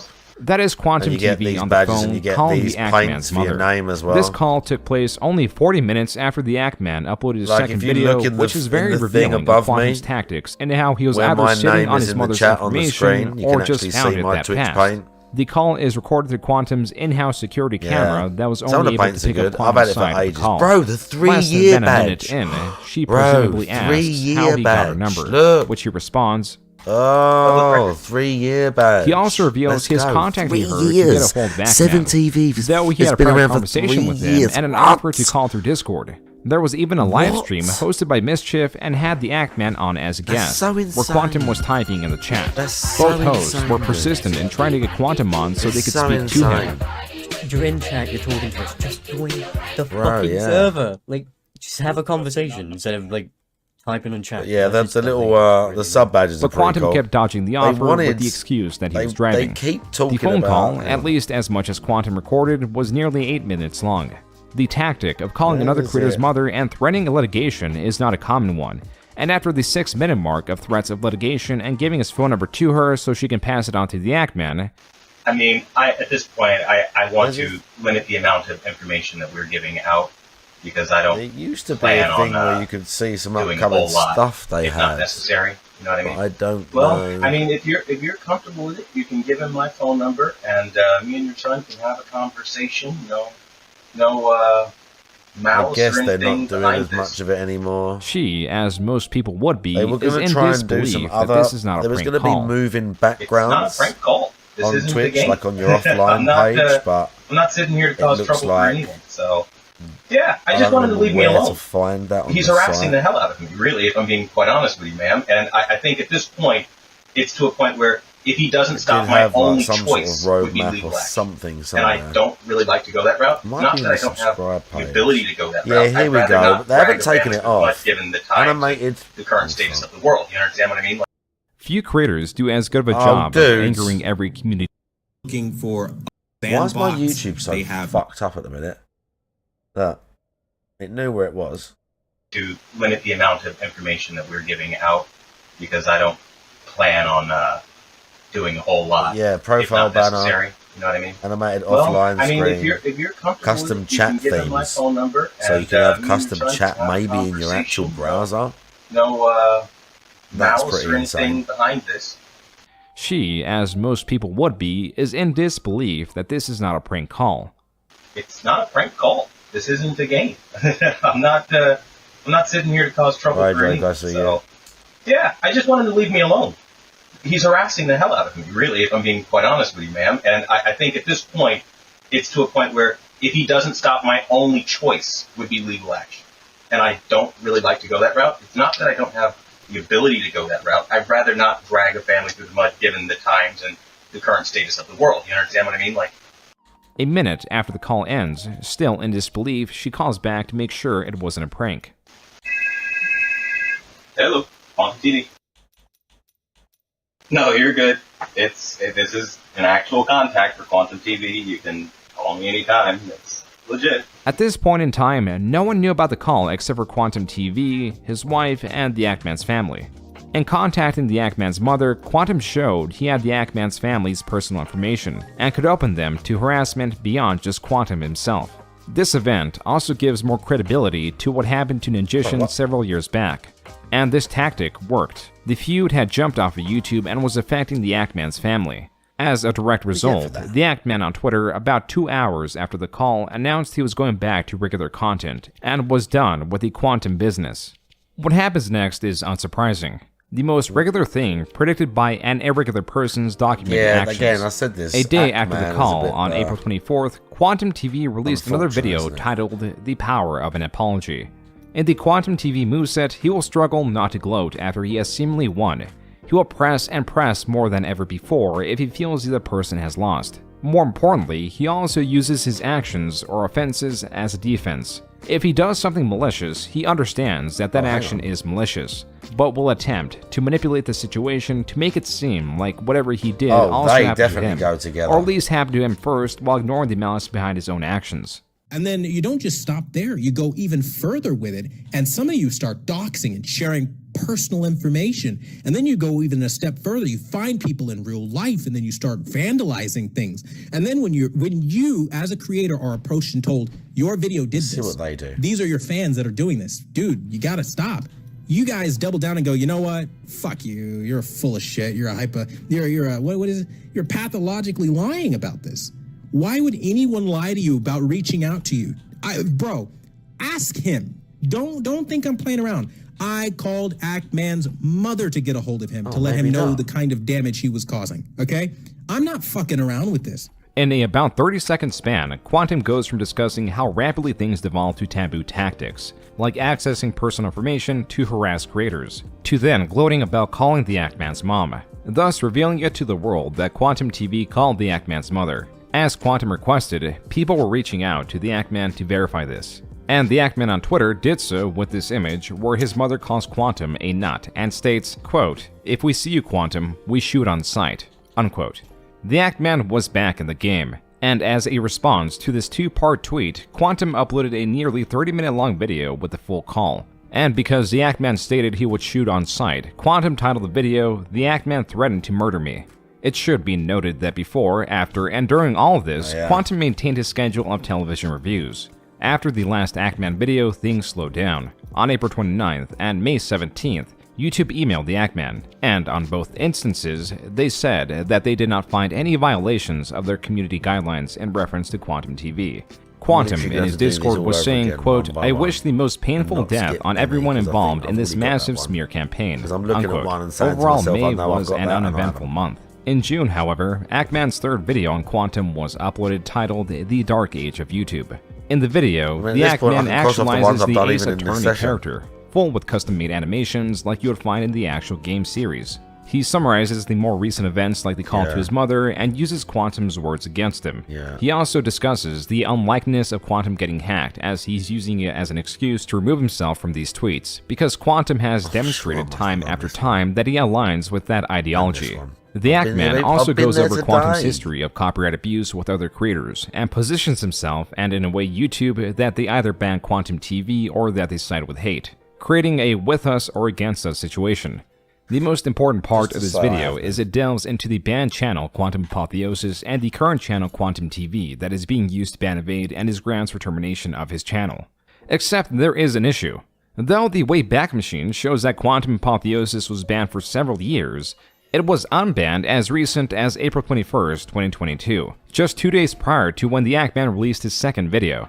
But now, somehow in June, which is 2 months later, the channel is unbanned and rebranded as Next Gen Gamers, meaning that Quantum was no longer ban evading because his original channel was unbanned, and this is the Ackman's theory to how that was possible. Your Honor, it's possible to change the custom URL of a YouTube channel quite easily.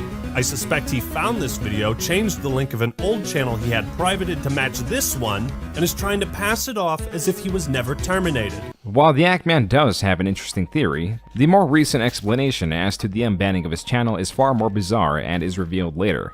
Before then, YouTube did take action, and only 4 days after the Ackman's third video because they went ahead and took that video down.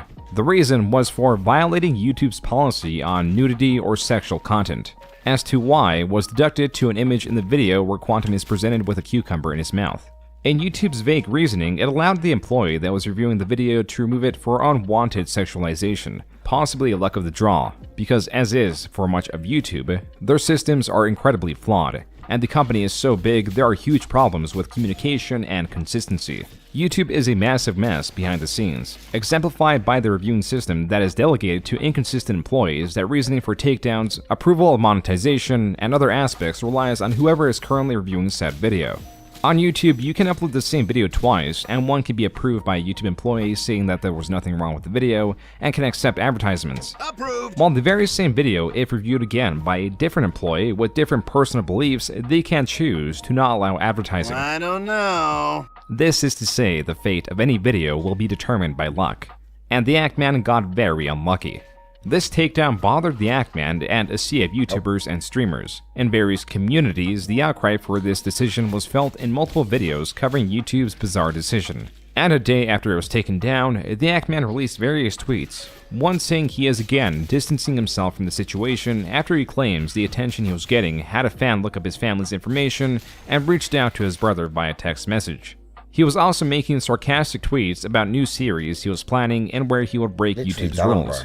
A joke that was meant to state that there was no consequence when Quantum broke them, so there wouldn't be a consequence for him or other rule breakers. One of these tweets read, quote, "I'm excited to announce a new series of videos I'll be making on YouTube called Doxing Adventures with Ackman. In it, I'll be doxing and harassing the family members of YouTube employees and other content creators. It's sure to have lots of family fun, ha ha ha, winky face," unquote. This tweet was up for a few hours before being taken down because behind the scenes, Ackman's partner manager asked him to do so. Yet 2 days later, his channel was demonetized, but the answer was not clear and onlookers were as riled up as ever. The spreading assumption was because Ackman was airing out YouTube's incompetence, and they were trying to silence him by taking down his video and removing his ability to earn AdSense through his other videos. What's more is that this was in the same vein of Quantum sending out copyright strikes to silence his critics. And then that deleted tweet joking about doxing was reanalyzed. On the 9th, in an interview hosted by news creator Phil DeFranco with the Ackman as a guest, reveals that the tweet was the reason he was removed from the partner program. And though his partner manager at YouTube asked him to remove it, and he complied, someone higher up, unaware of the communication, took action when that tweet was initially being spread around. The decision to make such a tweet while he was on the forefront of the campaign to ban Quantum was a poor one, likely made through frustration. There was a lot of discussion, and the smaller opposition of Ackman was getting more vocal. JStation, a band creator known for creating schlock for children by capitalizing on tragedies and celebrities' death by calling their ghost at 3 AM, was partaking in the frenzy, releasing a video called Calling the Ackman's Mom at 3 AM video. This video was uploaded on commentary YouTubers Tommy C's SFTP's channel to a mixed reaction. Right, guys, we got Mommy Ant-Man's phone number right here. I am so scared to do this. Okay, we're gonna call her. It's calling right now.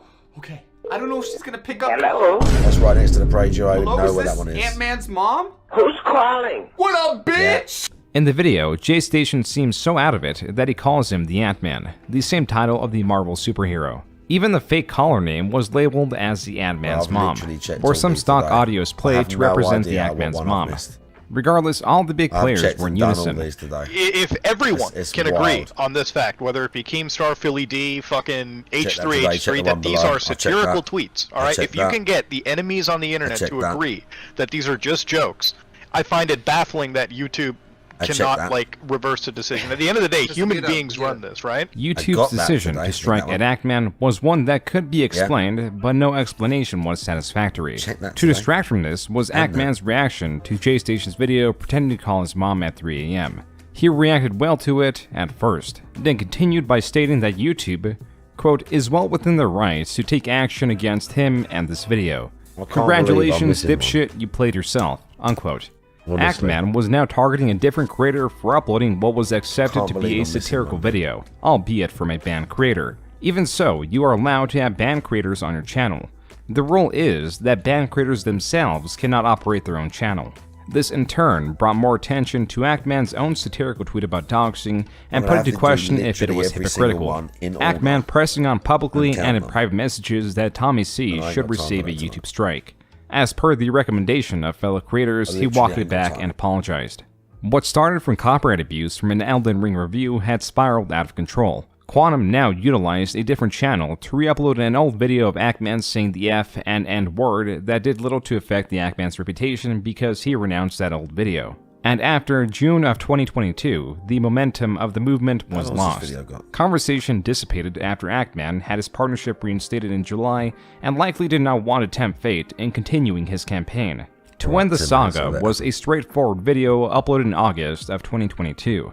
The video, only 20 minutes in length, has Ackman talking directly to his audience, vocalizing his disappointment in the events that transpired, and not 100% sure exactly for what reason his third video on Quantum was taken down, and why his channel was demonetized for a month. To summarize, the Ackman was out. Quantum was outed for his transgressions, yet he allegedly kept copyright striking smaller creators. Through and through, everyone was back doing what they were doing before this 5-month-long drama. While everyone returned to their positions, perspectives were undoubtedly changed. Yet, the story doesn't end here. There was one unlikely character that mostly existed behind the scenes that replaced the Ackman in spearheading a campaign against Quantum, to lesser attention, but to a larger personal degree. Quantum TV was in fact arrested by the Seminole County Sheriff's Office on the 14th of April for obstructing justice related to domestic violence. Now, I have to be really careful showing you what's happened. Quantum TV, it seems, has a public docket out for first-degree felony, 9/14/2022 1E, obstructing justice, hinder with communication, info to Leo, judge felony, first, prosecute domestic violence, okay? On April 14, 2023, Quantum TV was arrested. At 10:40 AM, Quantum's wife was attempting to move funds from her bank account. It seems that Quantum tried to stop this by snatching her phone out of her hands, where she sustained small lacerations, possibly as a result of the force of the grab, removing herself as his nails clung on. She then tried to get Quantum's phone, but was deprived of that as well. This is when she threatened to call the police if he did not provide her with a cell phone. Quantum refused to comply. She then went to the leasing office where she did call the police, and this police report and mugshot were produced. A month later, the charges were dropped/abandoned. But something new was brought forward, a restraining order of 2 years from his now ex-wife. And in the same month, it seems divorce proceedings began. These documents are a reliable source that brought a bit of relevancy to him again, as content creators were covering this arrest and what it could have meant for him. And because most videos were made in May, some creators were also covering the restraining order against him. What many didn't find or didn't touch because of the sensitivity of some of these TikToks that we will not delve into either was his new TikTok account that correctly described his situation under what no contact did to me. This is all one word with no spaces. In similar fashion, a string of short videos were rapid-fired onto the account on May 13th, 37 to be exact, all grieving his marriage and a frustration at the no-contact method his wife was taking, though none of these videos showed his likeness. This changed May 16th, and established a pattern of irregular uploads, but rest assured, when he did upload, it was multiple videos in the same day.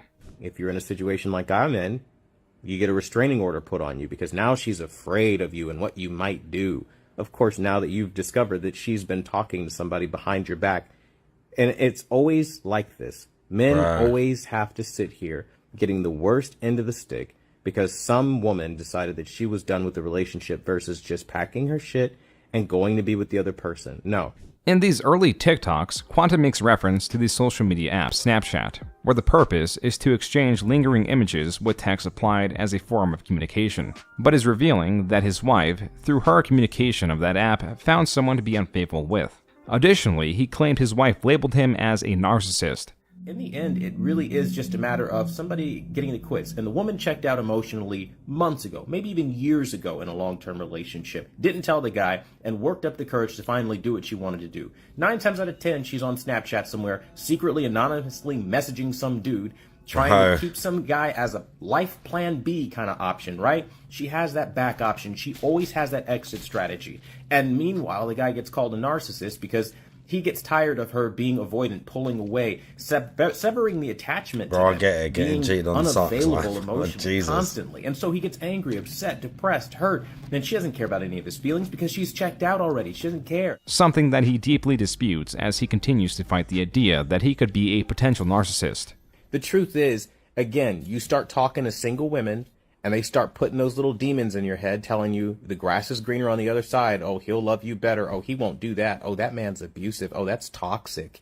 Oh, he needs to change. Oh, he doesn't take accountability. And then enter 2023, everyone's favorite word. Oh, he's narcissistic. Oh, you need to get away from him. Oh, that's not good. Oh, that's not healthy. Meanwhile, they never tell you what they do to elicit the reactions from the men that they get. Likely in defense, he, slowly through his uploads, flipped the accusation. Now Quantum was calling his ex-wife narcissist, and in one TikTok he both explains the danger of them and their tactics of flipping the accusation. The more I look into this, the more I realize, like, narcissistic people are legitimately dangerous. Like, why are we not rounding them all up and forcing them to get treatment and care to resolve their mental traumas that destroy others? She took everything I owned and has refused to give it back, calling it marital property. Now, if somebody is being abused, because you know narcissists always love to flip it on you and say like, oh, you've abused me.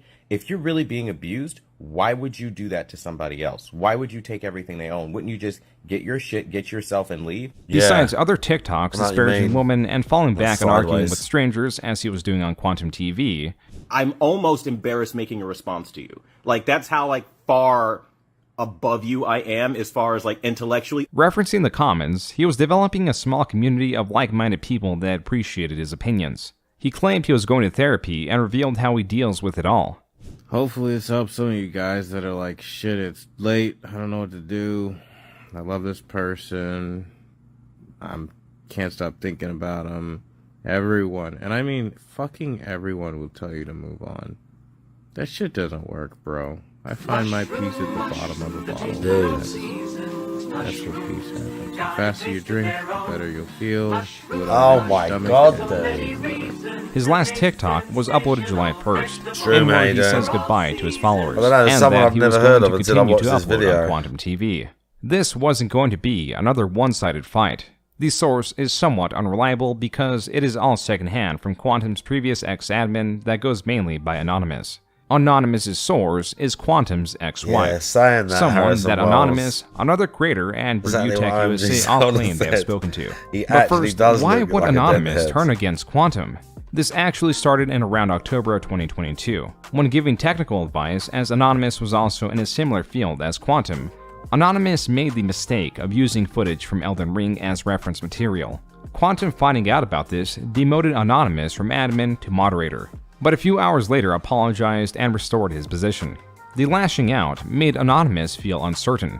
What was the nail in the coffin was a deleted video that contents cannot be confirmed, where Quantum allegedly attacks some aspect of the military. Anonymous, claiming to be a veteran, was insulted and left, and became what is in essence Quantum's largest detractor, and launched a channel that gives technical advice and mostly targets Quantum.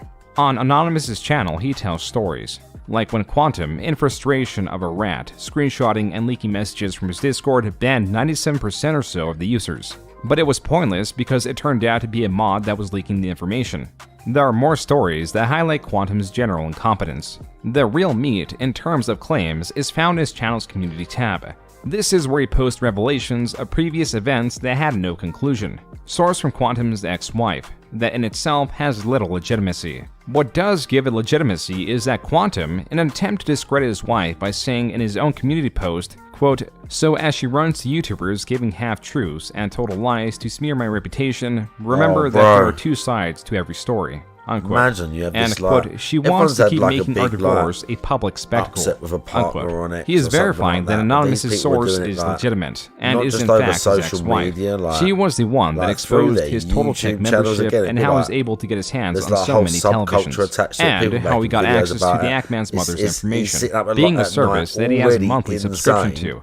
This also Bro. explains those spam calls made towards Ninjishin and his girlfriend several years back.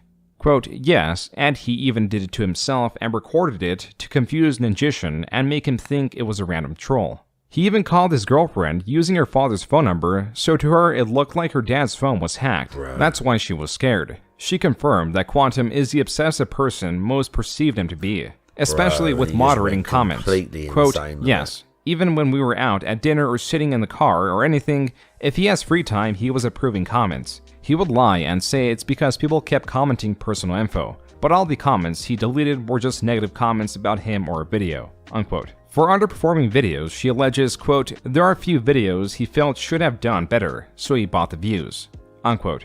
She also verifies those quote-unquote hacked tweets were from him. And there are two more bombshells. Well, rather one, because the first was assumed, in that he never played Elden Ring and just watched videos to form a review. A game that he sources to all his problems. Something that he was even frustrated at when it won Game of the Year and still continues referencing it in other media like his review of Hogwarts. It's not on what Elden Ring is on, where it's probably like just trashing it. clunky and low frame rates. No. It has high frame rates, beautiful fidelity, and an easy mode. Lastly was Quantum Apotheosis that was rebranded as Next Gen Gamers. It was the strongest possibility to get him banned when he was at the center of his own controversy. Yet mysteriously in the same period it was unbanned. The explanation given by Quantum's ex-wife only brings more confusion, because she does verify that as the Ackman suspected, Quantum Apotheosis was banned and was using Quantum TV to ban Evade. But when Ackman reported what should have gotten Quantum TV and the rest of his channels banned, instead, YouTube reinstated Quantum Apotheosis. Quantum's ex-wife, through Anonymous, clarifying that Quantum does not have any close ties with YouTube, and the reinstating of his channel was pure coincidence and luck.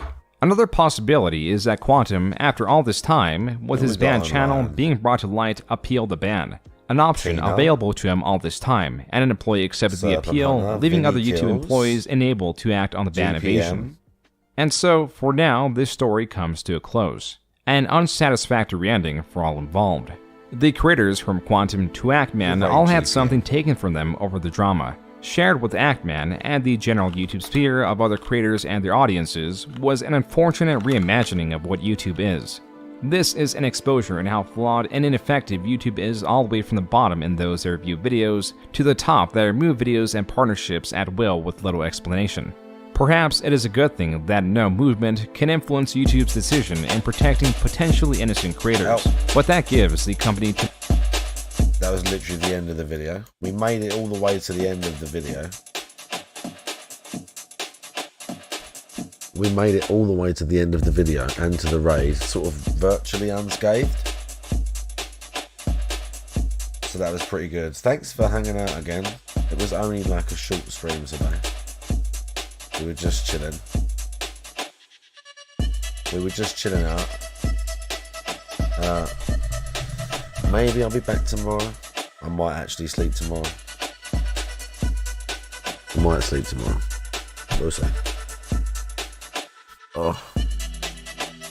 Anyway, thanks for doing stuff. I'm gonna go to bed. Thanks YouTube, by the way. Like I said, I'm gonna stream more on YouTube and try and put some emotes on there, and I want to make sure the 7 TV's working on there. I've just got to have a look at a bunch of the stuff. But even if there's it's only quiet or whatever, I'm still just gonna a lot of the time turn the YouTube on as well, because why not? So Don Denise Ciara, and I see you. There's some Wells Rydroke over there. I see you hanging out. And I'm gonna find out how to YouTube raid as well, but I don't know yet. So good night. Bye bye.